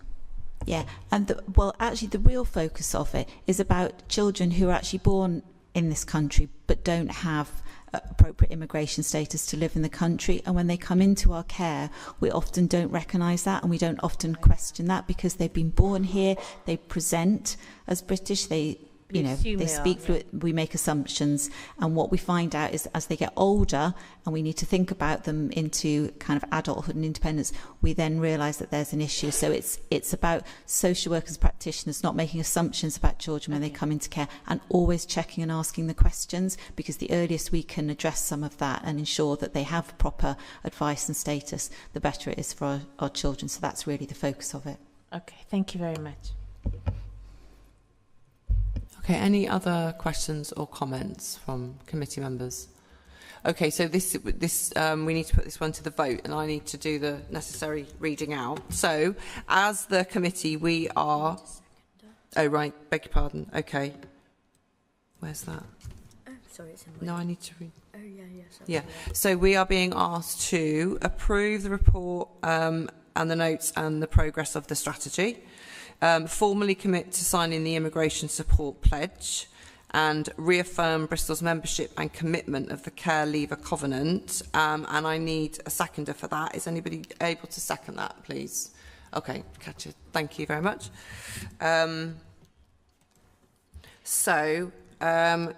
All those in favour, please raise your hands. Okay, that's unanimous. Thank you. Thank you very much. Moving on. Item number 12. So this is Complex Needs Open Children's Homes Capital Investment Grant. So again, this is a cross local authority project. Fiona, is this you? Okay, sorry. Yes, good evening. My name is Charlotte McDiarmid. I'm a commissioning manager in the strategic commissioning team working in Heather's directorate. So I'm here today to seek approval to accept and spend a capital grant from the Department for Education to develop a new specialist children's home in Bristol for children in care with multiple complex needs linked to trauma. So this proposal came from growing concern about the number of children in care placed under deprivation of liberty orders to keep them safe, who are currently in unsuitable placements or being sent out of area, often to quite costly placements, because there is no appropriate specialist provision for them here in Bristol. So what would be unique about this home is the integrated health and social care, model of care around the home. So health and social care partners working really closely to meet the needs of the children in this home, because we don't currently have a home like this in BNSSG. So the aim of the home would be to reduce the number of children with complex needs living in unregistered placements. We've heard this evening that that is a risk, or in out-of-area homes that don't adequately meet their needs. So there's a real preventative aspect to this work. We would hope that the home would actually reduce the need to apply for deprivation of liberty orders in the first place, but also reduce unplanned admissions to hospital, and support discharge from hospital to the community through that really collaborative working between health and social care. So the ICB have committed to working with us to develop the details of that model of care, which we're working on right now. And then the capital grant from the DFE would be $426,000, and then Bristol would provide match funding in the value of a property off the disposal list. And just to note that before we commit to any property, there would be a full cost-benefit analysis to make sure that the financials stack up as it's mentioned in the paper. And then the work would be done on the property this year, and then the home would aim to be open late 2027. So I think those are the key points in the paper, but I'm happy to answer any questions. Ellie, go ahead. Just wondered whether you could explain a bit more about what a deprivation of liberty order means for a child. Sure, I can try. I think it's sometimes when children are displaying extremely challenging behaviours, and it could be instances of self-harm, running away, going missing, and the professionals around the child feel that the only way to keep them safe is to apply to the High Court for certain measures that would, it is depriving them of their liberty. It might be locking doors, or it might be not allowing them access to their phones. So those measures are put in place for a short term, and they're kind of just used in the minimum way possible, I suppose, until the adults working with the child can sort of try and reduce those risks. And then, as I said, they're regularly reviewed. Katja, did you want to? I had two questions on this one. One of them was, I think this is a really very good idea, because some of the stuff I've been made aware of is things like the sexual exploitation of young girls. Sometimes they don't necessarily recognise that they're being sexually exploited, and to keep them safe you sometimes have to have a deprivation of liberty order, which is incredibly tragic, but that's how it is. And the other thing is that I've become aware of some people, through people I know that I work with, that some of the mental health and autistic young people end up in an adult mental health facilities, which is just the wrong thing for them, and it makes the situation and their health worse. And this is really very much needed. And so, yeah, we would be voting for that. The only question I had was, is the ICB putting in some sort of funding when you're negotiating with it? Because you've got DFE funding, Bristol City Council funding, and I was wondering, considering we're keeping them out of mental health hospital, whether they would put some funding into this or some sort of help into this as well. So we're looking for in-kind support from the ICB and from health providers more broadly to support with the model that we're trying to set up, rather than a kind of a request for funding up front.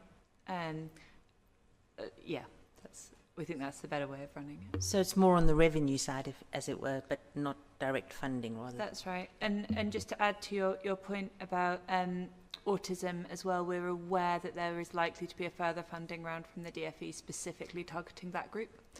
So we'll be looking at that as well. Well, that's very good news to hear that. Shona?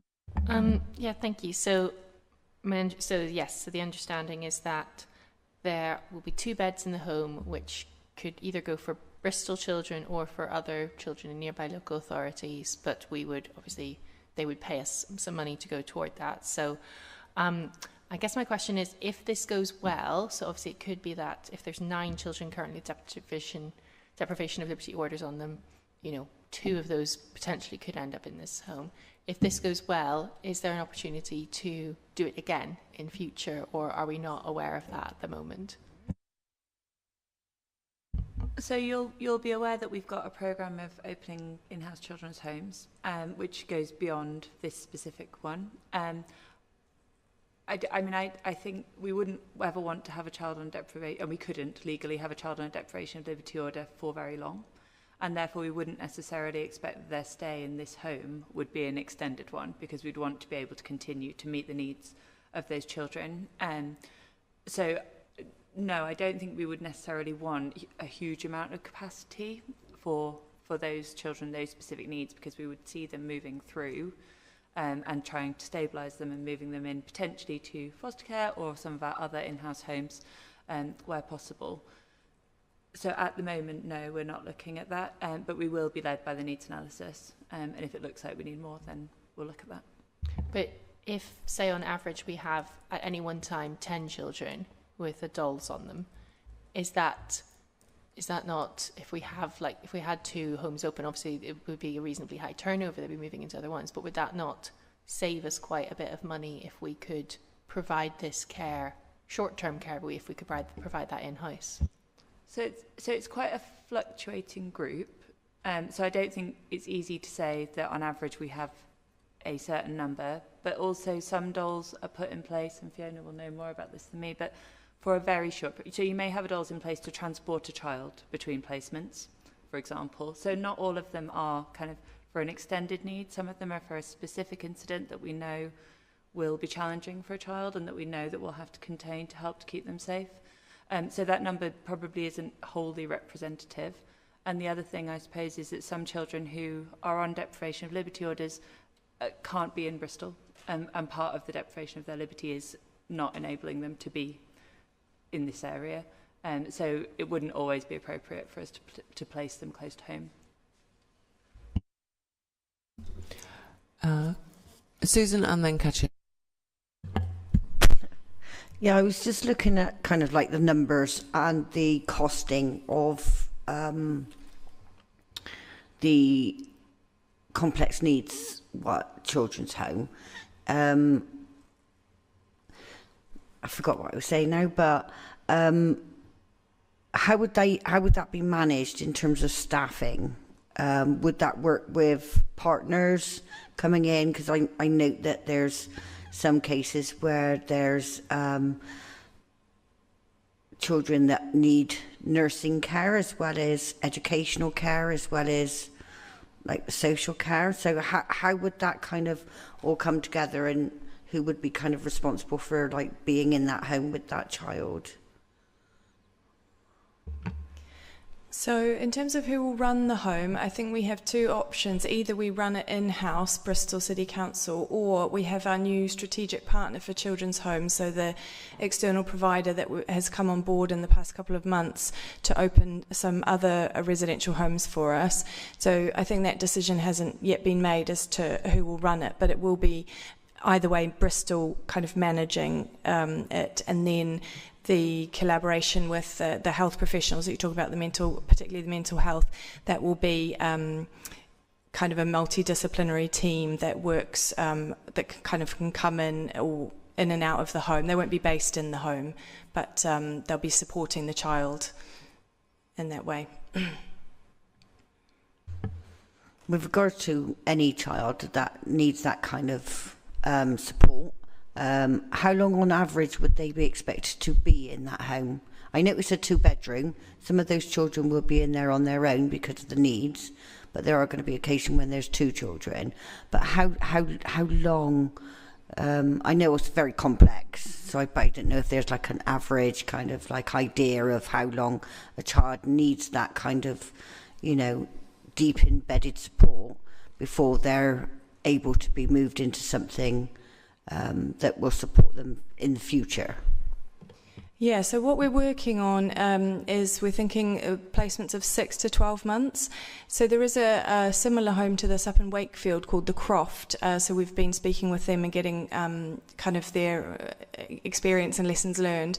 And that's the model that they use. So it is very intensive work for that period of time. And that doesn't mean and then look to move children on to a sort of step down, either another residential home or foster care, or maybe even reunification with family. That doesn't mean that when they leave the home the support ends, because the idea is that we're connecting them in with all the local services, with CAMS, and so that they can continue to be supported when they leave. But that home is really for that very intensive but short-term work to kind of stabilise, settle them, so they can transition out. Katja, did you?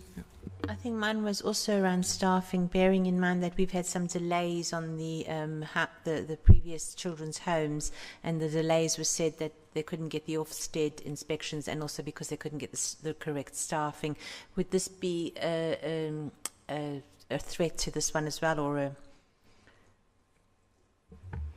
I think those are risks that we're managing for all of our children's homes. Recruitment is challenging, and Ofsted registration is a bit out of our hands. So this home, like our others, we would have to manage those risks, but we are, I would say, getting used to that now and have some good processes in place to keep track of things. Okay, any other comments or questions? Okay. Right.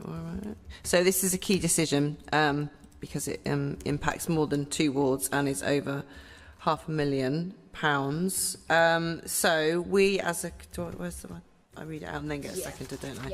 Yeah. So we as a committee are asked to, and this is actually quite a long piece that I got to read.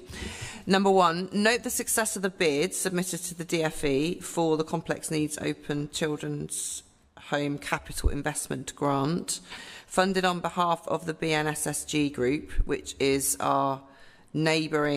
ourselves and our neighbouring 2 local authorities and the ICB, to develop this specialist mental health children's home. Number 2, authorise the Executive Director of Children and Education, in consultation with the Chair of the Children and Young People's Committee, to take all steps required to accept and spend the £426,840 grant funding, including procuring all the necessary contracts. 3, authorise the Executive Director of Children in consultation with the Chair of the Children and Young People's Committee and the Section 151 officer to approve the acquisition of the property or the use of the a surplus council building that would otherwise be disposed of to generate capital receipt based on the value of for money assessment of the costs, deliverability and likely benefits.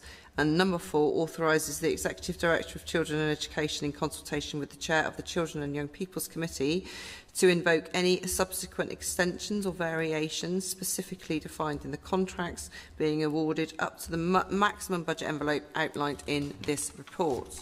Phew. Okay, and so can I have a seconder for that report, please? Shona, thank you very much. So we need to vote on this. So again, hands up then, please. So all those in favour, please raise your hands. Okay, that's unanimous. Thank you very much. Thank you. Takes us on to item number 13, which is the grant determination for the holiday activities and food or programme, otherwise known as HAF. And the great thing about this is that we will notice that we have got this is a 3-year funding settlement. So who's going to introduce this one? Thank you. Claire, over to you. Good evening. My name is Claire Green. I'm the Head of Education Partnerships. I'm presenting the item relating to holiday activities and food programme. As Councillor Townsend referred to, we call it HAF, and known locally as your holiday hub for the next 3 financial years. So, as set out in your papers, this report seeks approval to accept and spend the Department for Education grant, which is valued at £1.87 million annually, to continue delivering holiday activities and nutritious meals for children and young people who are eligible for free school meals across Bristol. So the programme is now entering its 5th year and has become a vital part of our support to families, particularly as the number of children eligible for free school meals continues to rise, and that now stands at 30.6% of pupils based on the most recent school census. So this reflects the sustained cost of living pressures and growing food insecurity. And over the past year, 63 delivery partners, predominantly from the voluntary and community sector, have worked with us to provide more than 30,000 activity places, alongside access to healthy meals that meet school food standards. The Your Holiday Hub website and booking system introduced in 2024 has continued to improve access, verification and communication with families. The proposal before you outlines how we intend to allocate the funding across the 3 main school holiday periods to ensure provision is scaled in areas of highest need and also enabling a consistent citywide offer. And as permitted by the grant conditions, up to 15% of the funding will support vulnerable children who are not currently eligible for free school meals, including those with SEND, children with no recourse to public funds and young carers. The grant also allows up to 7.5% for administration, which covers essential management, grant coordination, data reporting and partnership contributions. This is a reduction from previous years and reflects increasing efficiency in programme delivery, which, as I said, is now in its 6th year. So this programme consistently delivers significant educational, health and social benefits for children and families across our city and is strongly aligned with our corporate strategy, the Children Education Plan and our wider One City ambitions around food equality and community resilience. So I welcome your support for the recommendations and happy to take any questions. Thank you very much. I do have a couple of questions, but I'm going to look to the committee to see if there's any. Okay, Kerry and then Katja and then anyone else catch my eye, please. I'm not feeling very well. I'll try and ask my question without dying or passing it on to anybody else. I'm not actually going to die. So I'm not a very techie person. I hate technology. And a lot of these placements you have to book using a QR code and you have to open it up on one device and get your phone and scan it and all that kind of stuff. Is there an easier way of doing it if you're a technophobe like me? And are the spaces therefore allocated as they should be allocated to the people that need them most? And I think we spoke about this before, but obviously we're in a different setting now about the quality of the food that's on offer, and if somebody doesn't turn up, what happens to that place? Is it offered to somebody else?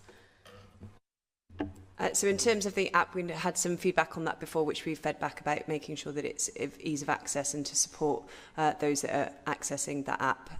So we can take that to move forward. And what was your other point? Was around the food and the place? Yeah, the quality of the food, and if places are booked up and they're not taken, how you would make sure that you maximise the places are filled. Yeah, so the food should be meeting the agreed food standards, and then places should be tracked so that we can see where they're being booked and they're not taken, and then they can reach out to those families because there may be a specific barrier why they're not attending. Katja, did you? I think it's really excellent that this fund has now been funded for 3 years and that there's been an increase in it because it's definitely needed. So my first question was, what happens if we have more places and more need? Because I can see that this could be growing as people know more about it. Is there a possibility of extending the fund or asking for more money? So it's currently based on the numbers that are eligible, and then we've got that additional 15% for any that may fall into that. So it will be based on those. So it's based on the actual numbers of free school children meals that we know already. If that makes sense. Does that make sense?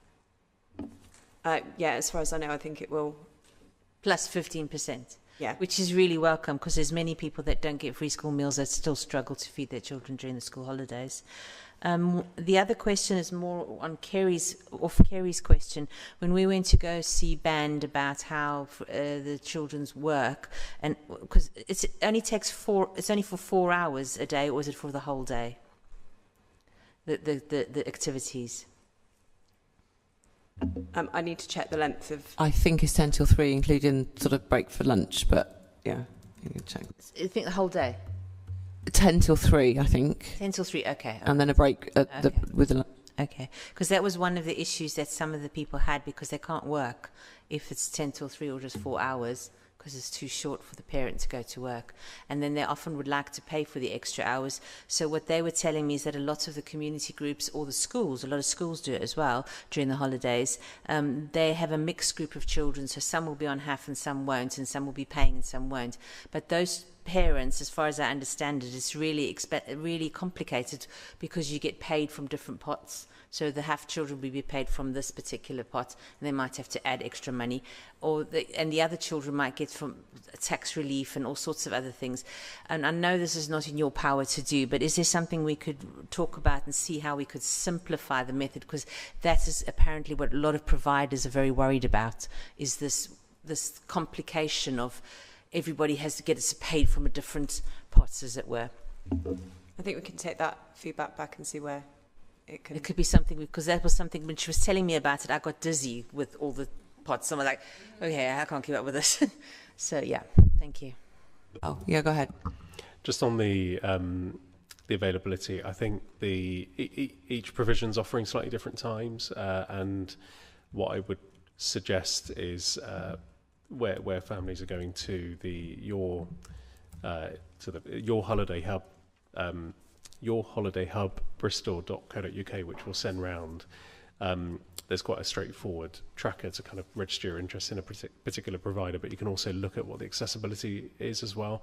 So do they offer provision for children with SEND? Do they offer provision for children that might need wheelchairs, for example? So it's all really well laid out, and the timings vary depending on each provider. So some start at more like a typical holiday provision, some are a bit shorter, but it's all on the website, and families can register through that as well. Anybody got any other further questions? Okay, so mine is in relation to the free school meal.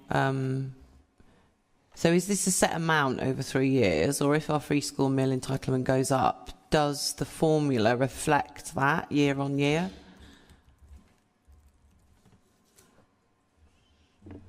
The information that I have is that it's the 1.87 for those 3 years annually. So the formula is only reflected after the 3-year period. So it's set for the 3-year period that we get the grant for, and then they. Right. Okay. So we're getting the grant, that's what we're getting, and if our numbers of children entitled to free school meals go up over the coming years, we get the set amount and that's it. Okay, I wanted to clarify that. The other thing I think that's really some of the feedback that clearly parents or settings are kind of coming through, that knowing that there's a 3 years enables that to feed then into the development of kind of what's coming through, because we were in a position where it was kind of annual and, you know, it was sort of it gets quite late sometimes when it's like that, and it's like, are people still going to have a job? They're going to be, you know, so I think that probably knowing that they're going to have it for 3 years will enable that kind of feedback review to come in. But Vic, did you want to say something about that? Yeah, and I think we've had the same feedback from providers as well, that they wanted that certainty. That was the feedback they gave through the consultation, and they shared with ministers as well, that, you know, that lack of security was, you know, destabilising for those children, because they get quite used to that over that period, but also for the providers themselves, who invest a lot of time in setting up really engaging activities for those children as well. So it is a really positive piece all round. Yeah, this is really positive. Susan? It's just me brains had a thought. With regards to children eligible for free school meals, I understand not all children who are eligible for free school meals apply for free school meals, which means obviously there's a range of reasons, you know, but I think one of the most important ones that sort of stands out to me is the fact that some parents aren't always able to complete the forms and stuff like that. Do we give that additional support to families, especially if does it get highlighted by the school if there should be, or how does that kind of work? I've been on this for a good few years, because mainly because of the pupil premium that comes with it, as opposed to the meal itself. Yes. It was about the school funding. So it's still an opt-in by individual parents. So what schools will do is that they will basically have that as part of their induction for their families. So it's something that they ask every family to fill out, and then there's a system whereby this, and Vic, I'm probably be able to talk about the system and how that feeds into the sort of the benefit system from when it goes into the local authority. But what I have also asked, and I communicate with our benefit system about this, is to see if there's any. They do it twice a year, so there's a census twice a year. So after the census, they do like I call it a swoop, and they match up to see do they think, given the information they can see, that there's any families that are still yet to claim free school meal, and if they do identify, they then contact the schools directly and say, look, we think that this particular family or this particular child is entitled to free school meals. Can you go and have a word with them? Now, the first time they did that was probably about 4 or 5 years ago, and there were hundreds. Now, when they do it, it's sort of between 25 and 30. Which means it's kind of part of the system, but it is a bit of a pain, because it's an opt-in rather than a kind of, if you're entitled, you automatically get registered. But that was the best way that locally the benefit system and the schools were kind of able to do that. But Vic, are you able to? Yeah, you expand on that. Yeah, I think ideally it would be automatic, and we wouldn't have to go through this process of enrolling children, because it does often mean thousands of pounds of pupil premium funding for schools, and we know who those children are usually. So that's the first thing. I think what the Revenue and Benefits team have been doing, so as at kind of middle of last year, we did that cycle. There was only 30 children that were identified that were not taking up, and the team sent letters to all of those children. I think they found 23 of those had claims built in and were starting that process, which is why they hadn't been captured. There were some where the income of that family had changed and therefore they were no longer eligible, and then a couple that were homeschooled and therefore not eligible because they're not on the roll of a school. So I think the team have been quite good at getting those down to really low numbers and where there's really specific reasons. So we're almost at 100% in lots of ways, but ideally this will would be, ideally something that the DFE with DWP could do together and bring the data together and turn into an automated process, so we don't have to invest that time doing that. And this also feeds into, so come September, when the families on universal credit also get a meal that they don't pay for. It won't come with the pupil premium. They will get the dinner itself. Because the benefits department have been doing this, they're also now having to think about how might we use the same sort of approach to make sure that we capture all of our families that are on universal credit, and therefore ensure that they're getting that food that they're entitled to have. Because again, that's an opt-in system that has been brought. I don't know, it's to do with the DWP and benefits and what the councils hold compared to what it's held centrally, and also, it's a kind of a complicated system, but at least we understand how it is that we might make sure that we are doing everything from our end to maximise identifying and then communicating with families who have children that are entitled to those dinners. Just a quick follow-up one. When they transition from school to school, does that follow them automatically? So if they're getting free school dinners, so there's a file. When a child goes from one school to another, they would go with that. They would go with the file, and it would be in the details of that file. Thank you. Anybody else for holiday activity? Okay, so I need to. Where is it? Okay, yeah. So this is also a vote. So I need to read out the required statements. So we are being asked as a committee to 1, approve the holiday activity and food or HAF programme as set out in the report. Number 2, authorise the Executive Director of Children and Education in consultation with the Chair of the Children and Young People's Committee to take all steps required to accept and spend the Department of Education grant for the holiday activities and the food programme in line with the procurement rules and maximum budget envelope outlined in the report for 26/7, 27/28 and 28/29, including procuring and awarding the contracts, which may be over £500,000 where necessary to implement the activities and programmes as outlined in the report. And number 3, authorise the Executive Director of Children and Education to invoke any subsequent extensions, variations specifically defined in the contracts being awarded up to the maximum envelope outlined in the report. Can I have a seconder for that, please? Thank you, Katja. Okay, and so all those in favour, please raise your hand. Okay, again, that's unanimous. Thank you very much. And I think, presumably we'll get periodic kind of sort of reports back to committee about how this is going. Yeah, and there's some annual reports on the website as well, which just celebrate some of the successes, including that we are one of the top performing councils for secondary age children and young people. In terms of numbers? Yeah. Yeah. Okay. Right, moving us on. So we're pretty much we're doing well for time. Agenda item number 14 is the Children's Social Care Placements Delegations, and this is for Ben Hegarty, our finance partner. Go over to you, Ben. Hello, evening, councillors. So hopefully a fairly routine piece of business. This is the new scheme of delegations to be applied to spot purchasing of new placements. So the paper goes through the kind of legal basis behind why the council needs to fill a statutory duty before moving on to the new scheme of delegations, which is largely based on what we already have in place on adult social care, with some slight additions just to monitor spend and ensure we come closer to budget in future years. We've had to also square the circle between wanting to have a rigorous set of delegations, but also the speed with which some of these placements happen.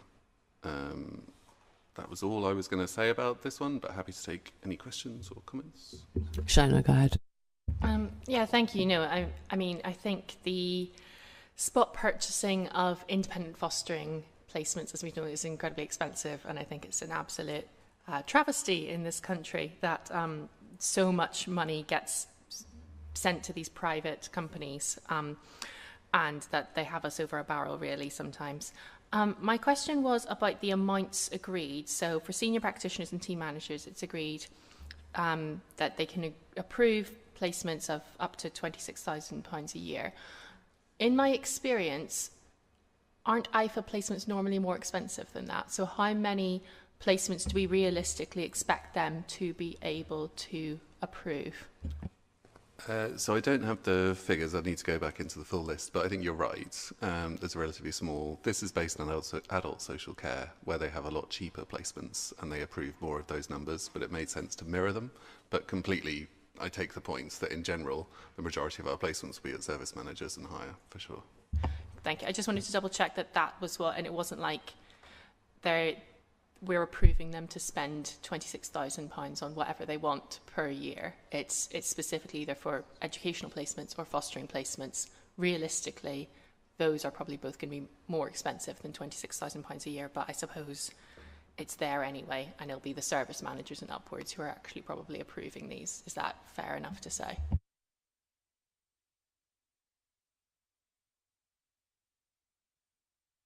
Obviously, we're checking that all the time. Through the management lens as well. Yeah. Anybody else got any questions or comments on this? Okay.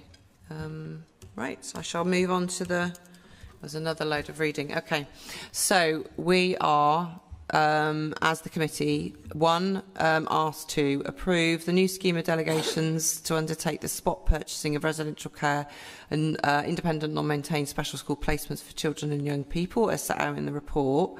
2, authorise the Executive Director of Children and Education and officers identified the staff of the Directorate to undertake these spot purchasing as described in the table.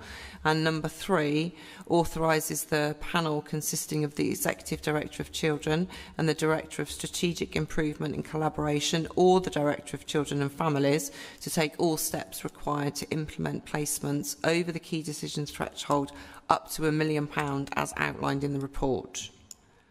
Do I have a seconder for that? Go with Susan this time, thank you. Okay, and so we need to vote for this. So all those in favour, please raise your hands. Okay, that's unanimous again. Thank you very much. And item number 15 is the period 8, quarter 3 finance forecast report, children and young people. Hannah, this is going to be you, isn't it? Yeah. This is me. So sticking with money, this is our regular update on finances, and I mean, just to point out a few things to you. I mean, this is where, as you can see, there's some not great news, particularly around an overspend. So this is at November, P8. We were 11.4 million overspend against the total budget of 160. It is a better position to where we were last year, and I'll talk a little bit about why we were there. And then the DSG came up by about 3 million to 40 million net overspend, and the paper sets out the reasons for that. So just, I mean, underneath the overspend position, the good news is that we are continuing to forecast 13.6 million savings in that budget this year, so which we definitely weren't able to say we'd done last year, but obviously we have overspent as well. The overspends sit mainly in the children's social care area and the placements area in particular. There is a minor overspend there's 0.4 in education and skills, and that does relate to education psychology teams and wanting to, as we've talked about, wanting to staff up quickly in order to be able to meet the pressures around EHCPs.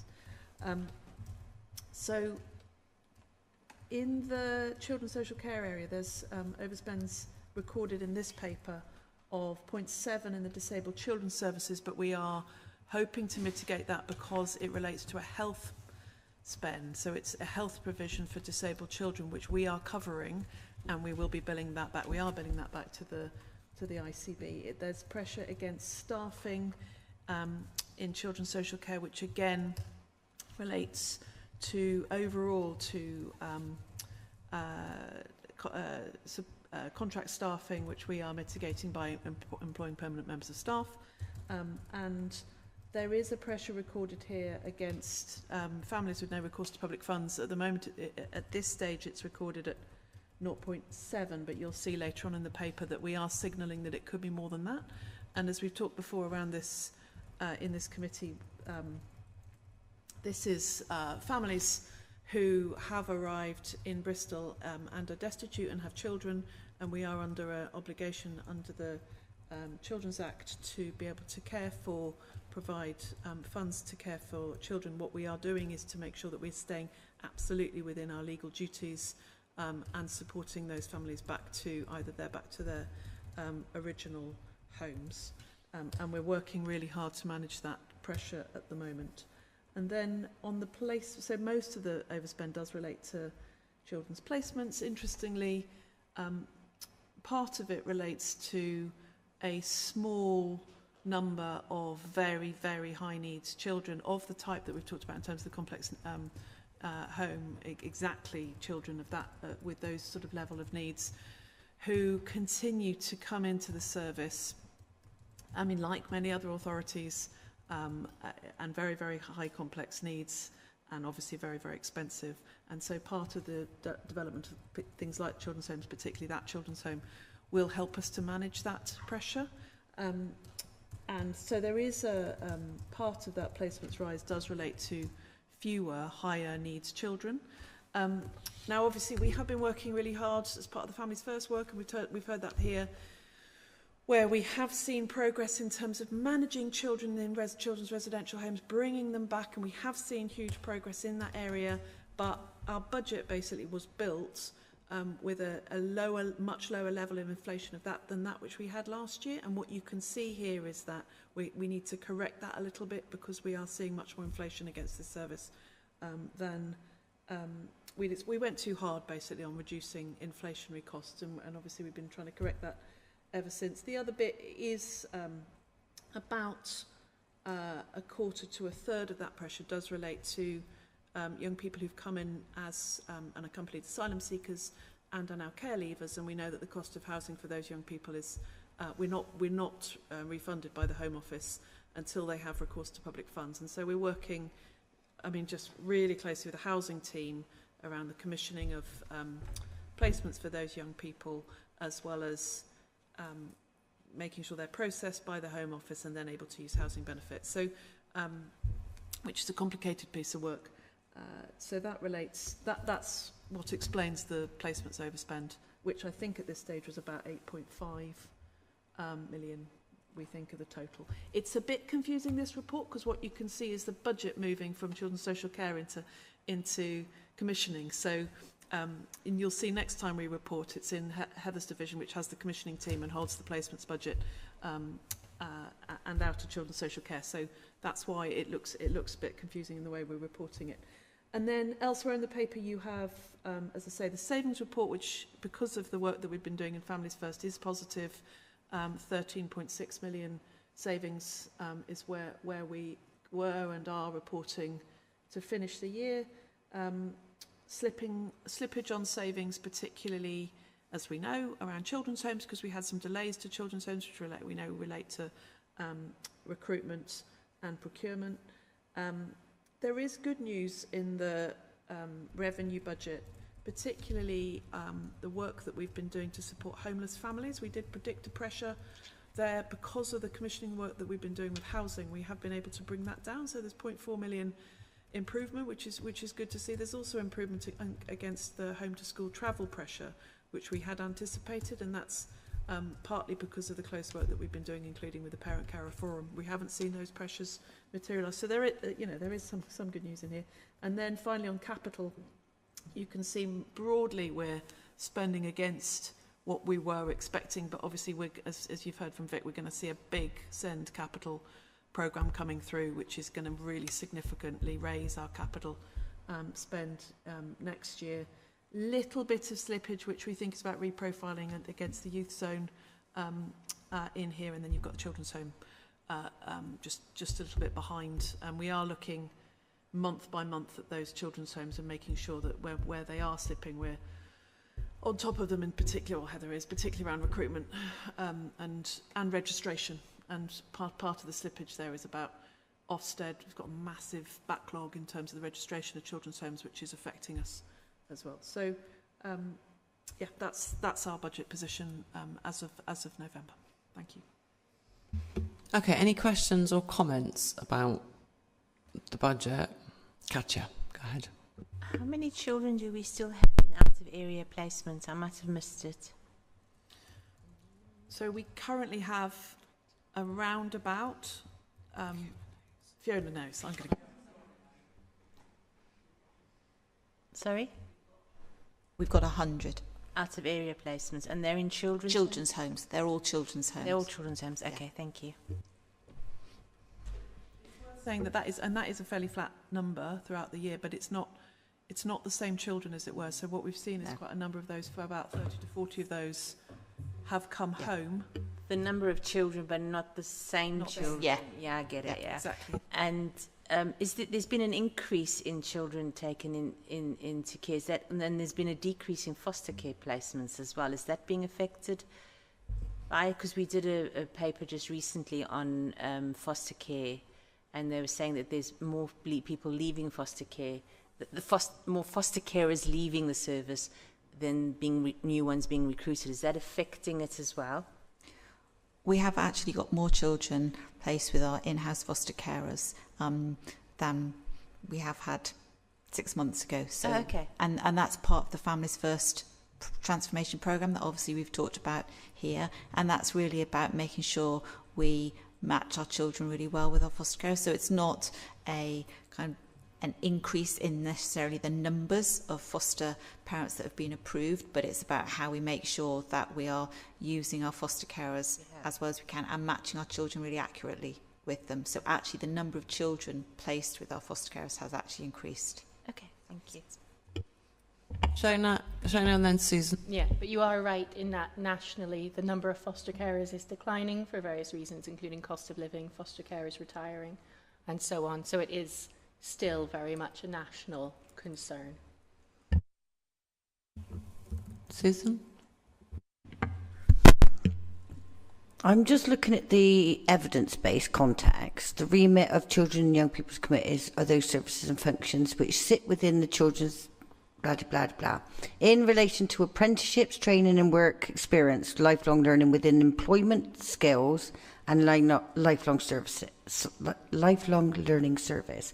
Does that mean there's opportunity for other funding to come in from outside of our budget of Children and Young People's Committee, from either other committees or other types of funding that can come in during that budget year? Yeah. Much of the post-16 team funds comes from externally, some from WACA. I'm just looking to see if there's anyone who's got any more detail on that. Again, this is Jane Taylor's, so will be Jane will have the real detail on that. Yeah, I think there is a small contribution from the general fund from within the council to deliver particularly our tracking of neat young people, which is our statutory duty. Some of the programmes we deliver are funded by WECA or grant funding from government departments. So it's a mix of those, and often those are projects that we're having to bid for, so they're not guaranteed funding. We often have to apply for those, and as I said earlier, the team have been really successful in terms of hitting KPIs, hitting our grant expectations as well. So some positive data. Hopefully that answers your question too. And that team also report to Economy and Skills. Yeah, so it's one of those cross-cutting. It sounds as though we've got our committee planning day coming up, I can't remember which day, but I know it's very soon. So maybe during that we have a look, because clearly the kind of the needs in the post-16 work is something that members are raising, and maybe we try and get that into committee sooner rather than later, so that we have an update on that. That might be something that we look at when we look at doing that planning. Any other comments about the budget? Okay, so... Sorry, Councillor Townsend. Can I just quickly say, so it's just worth bearing in mind that when this was written back in period 8, we were writing the budget for next year, and those budget papers have just gone out. So you'll be able to pretty clearly track through from the overspends that we're seeing here into the additional investments that you'll see in the budget papers that were released last night, Go Stretching Resources on the 2nd of February, and then full council on the 12th of February. So there is very clear linkages between all of those. Yeah, and school forum was last night. So we were, Ben and I were there at school forum last night. So, and the dedicated schools grant will also, as that paper, does it come here and then go to full budget, or does it just go straight into the full budget? I think straight to full council, yeah. Because that's February, isn't it? Yeah, and we don't. Yeah. So the DSG sort of, you know, what the detail on that will go straight up into full council for when we have those budget discussions for that ring-fenced, those ring-fenced funds.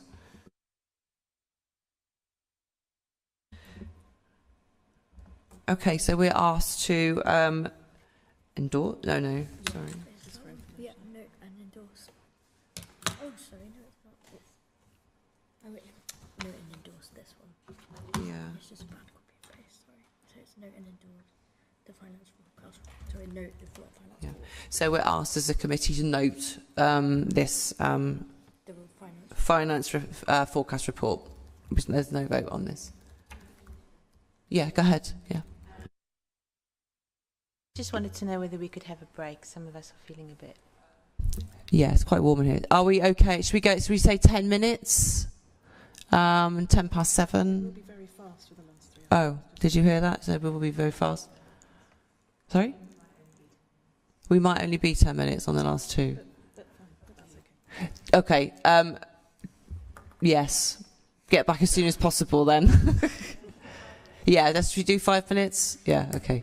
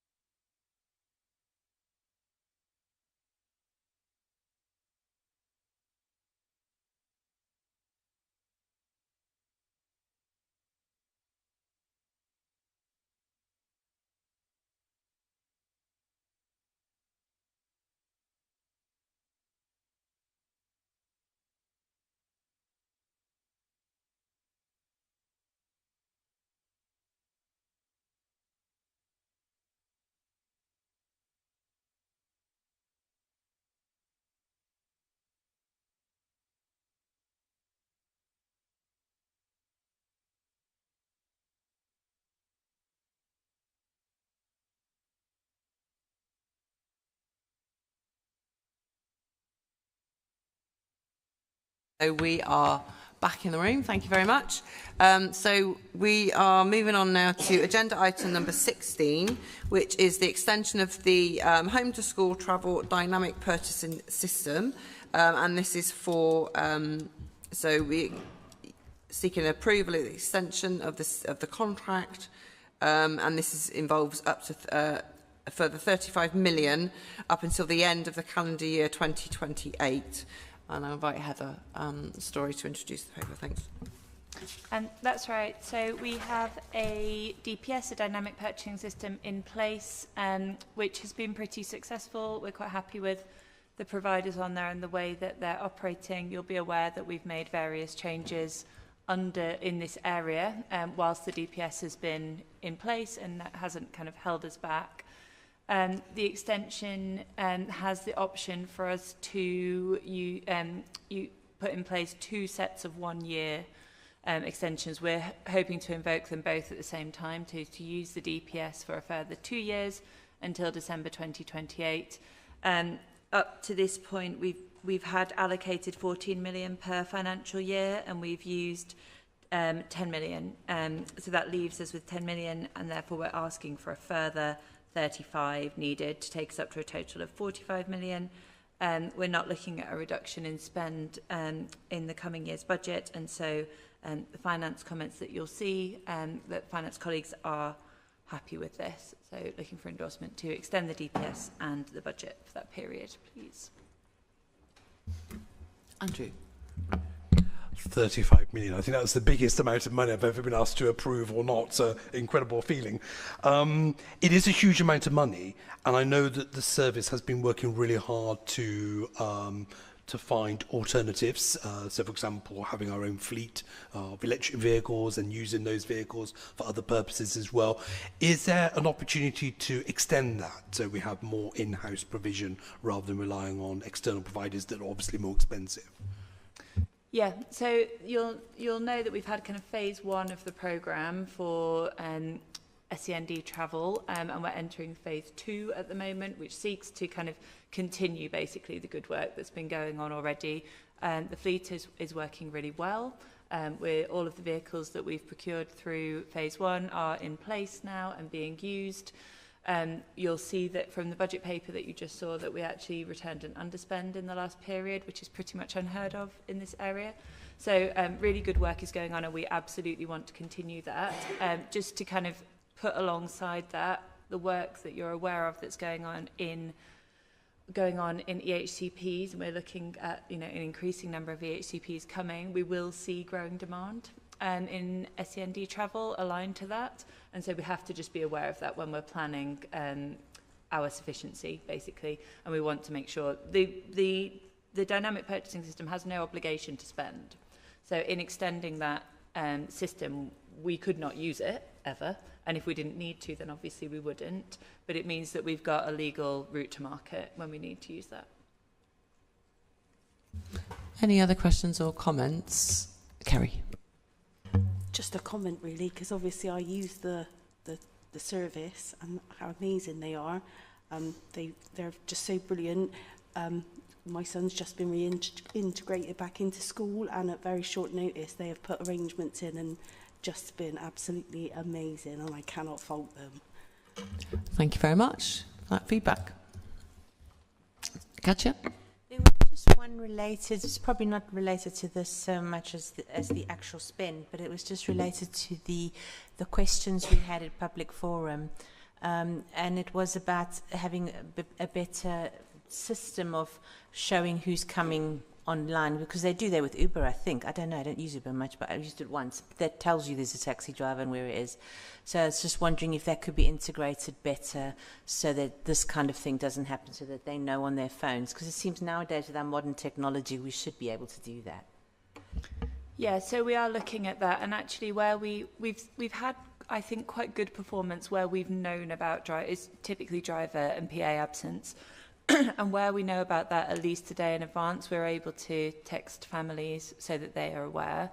The issues we've had is where we've had on-the-day sickness, and it's been really difficult to turn that around, and we haven't always been able to inform families quickly, and that has caused problems for children and upset them. So we're working on how we can. I mean, really, that's about improving our communication with providers and therefore with families as well. So we're working on that. We've got an active work stream with all of the providers on the DPS too. Yeah. Any other comments or questions? Okay, we're happy to proceed.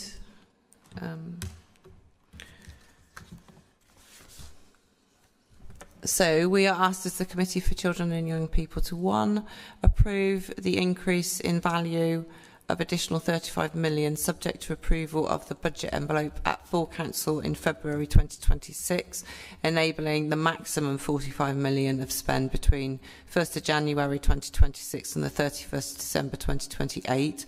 And number 2, authorise the Executive Director of Children and Education, in consultation with the Chair of the Children and Young People's Committee, to take all steps required to enact the contract extensions up to the 31st of December 2028 as set out in the report and subject to the increased budget envelope. Can I ask for a seconder, please?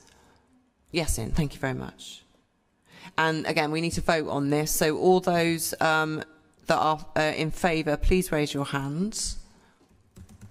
Again, that's unanimous. Thank you very much. And that takes us on to agenda item 17. But just before we go on to that, I just wanted, you said about the large sum of money, Andrew. Children education is the largest single area of funds that comes into the council. And that's the same for Bristol, for any other local authority. So we are dealing with huge sums of money.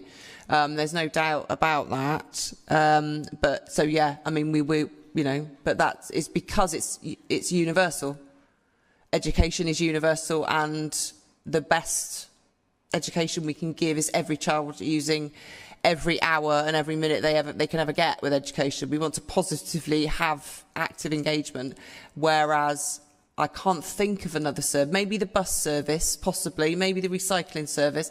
But it's quite a unique public service in that sense. Most other public services are about prevention, and you don't want your you don't want your residents to use it. So you don't want your residents to go into hospital. Hopefully, public health and good lifestyles and things will keep them out of the hospital sector. Those sorts of things, yeah. But with sort of our area, it's certainly the education. It's the exact opposite. You want every kid in all the time. Okay, thanks. Okay, so item number 17: Best Start in Life Family Hubs, and this seeks approval to accept and spend DFE. And Department of Health and Social Care grants from 26 to 29. And to introduce this paper again, we've got Heather. Thank you very much. That's okay. Yes, so to accept and spend the grant, and that's to fund our family hubs and the Best Start in Life plan. It's a grant that we've had before. It enables us to provide targeted early help and universal services from pregnancy to 18 or 25 for those with SEND, and it's what contributes to achieving the national goal of 75% at a good level of development by the age of 5 and by 2028. So this one is to approve 6.4 million grant, which is similar to what we've had in the past from this grant as well. So I'm looking to see if there's any questions or comments about this. Shona, Susan, Kerry, and then anyone else, please indicate.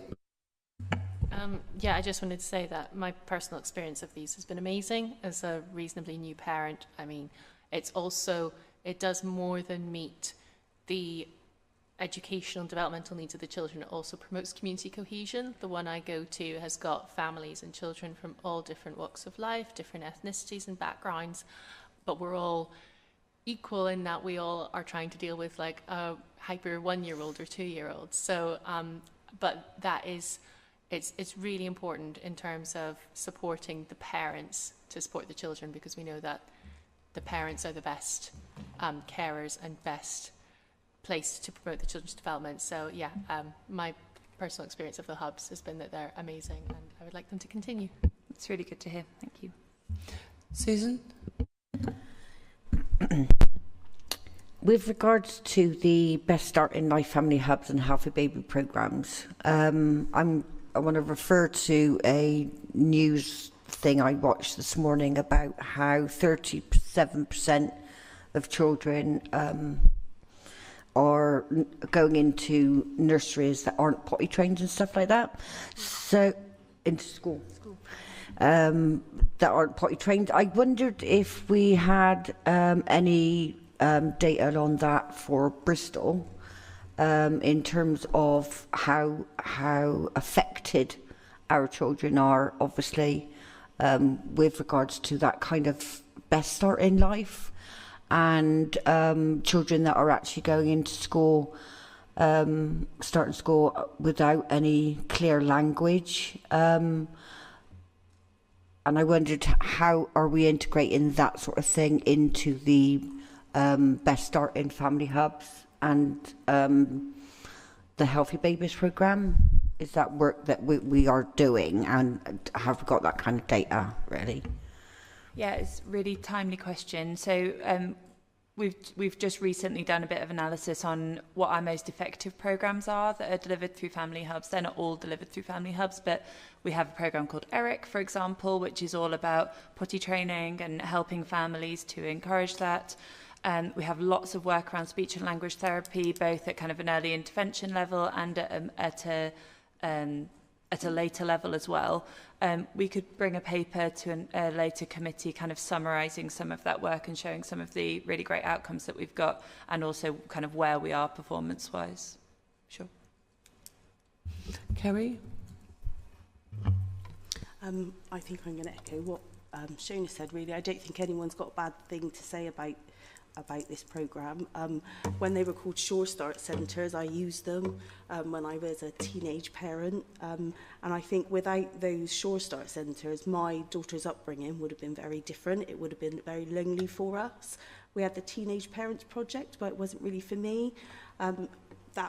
The Sure Start Centres, they take us on day trips and stuff, and I even sat on their parenting board, and I think that was kind of a little taste of democracy for me. I felt included. They were amazing, and I cannot fault them, but I don't know why we have to keep calling them all these fancy names. They're Sure Start Centres because they make sure your child gets the best start in life, and I think, you know, we should say what it says on the tin. But yeah, that's my experience of them, and they were amazing.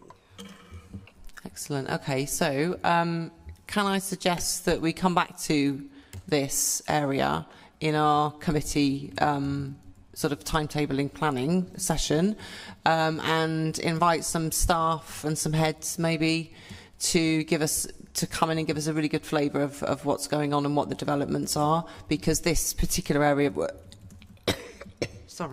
this area is a focus, has become quite sharp into focus in the last sort of 18 months or so. Okay, if there's no other questions or comments, I will proceed to read what isn't quite as long, but is still quite long.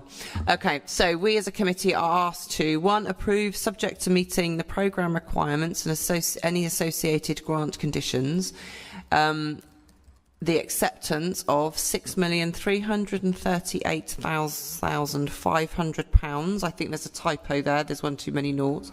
From the Department of Health and Social Care and the Department of Education to deliver the Best Start in Life Family Hubs and the Healthy Babies programme.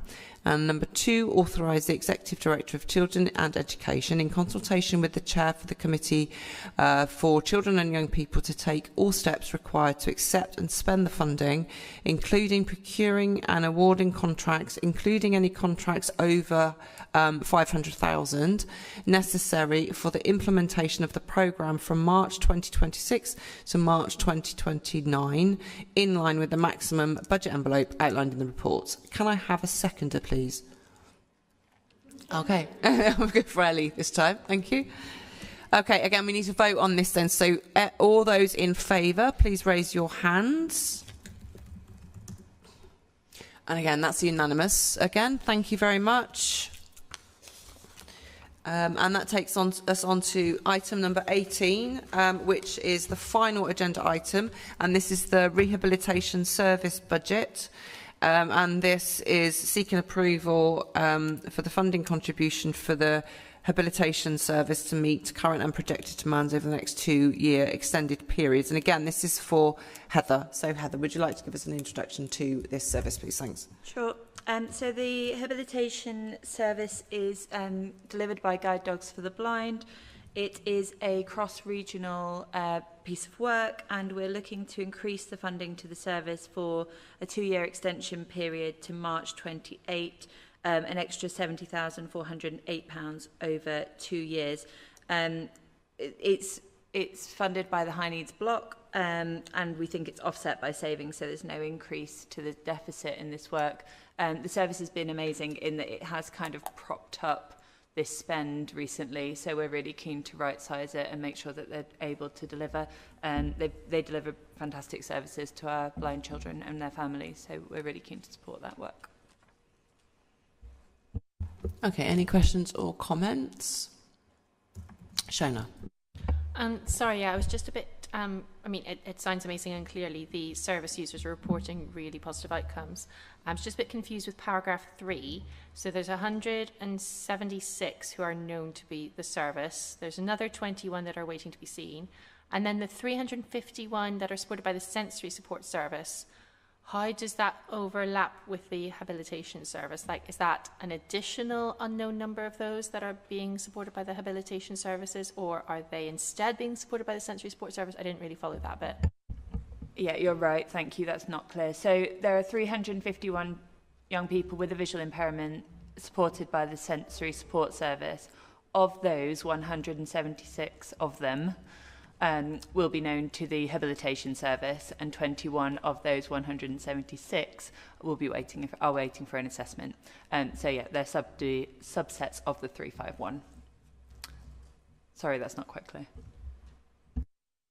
Okay, any other comments or questions? Susan, thank you. I'm actually a bit confused with item number 7. With the current contract, it states 15 days a week of staff time will be provided across all LAs for 42 weeks of the year. I don't know what it means when it says 15 days a week of staff time, or is that across all of the children or all of the users? Yeah, so that's the total contract time. It's across the 4 local authorities. So 15 days total staff time per week. So that, I guess, could be 3 staff working full-time for 5 days a week. In reality, it's probably many more part-time staff than that, but a total of 15 days of delivered service time. Okay, anything else? Shall we move to the formalities then? So, we are asked as a committee for children and young people to 1, approve the increase in funding for the habilitation service to pay for the level of support we are currently receiving, which is 6 days. The cost to Bristol would be an additional £70,408.80 over the 2-year extension period. This equates to a total spend of £67,056 a year. £31,851.60 is the current funding, so it's an additional £35,204.40 additional funding, with a total spend of £134,112 over the 2-year period extension.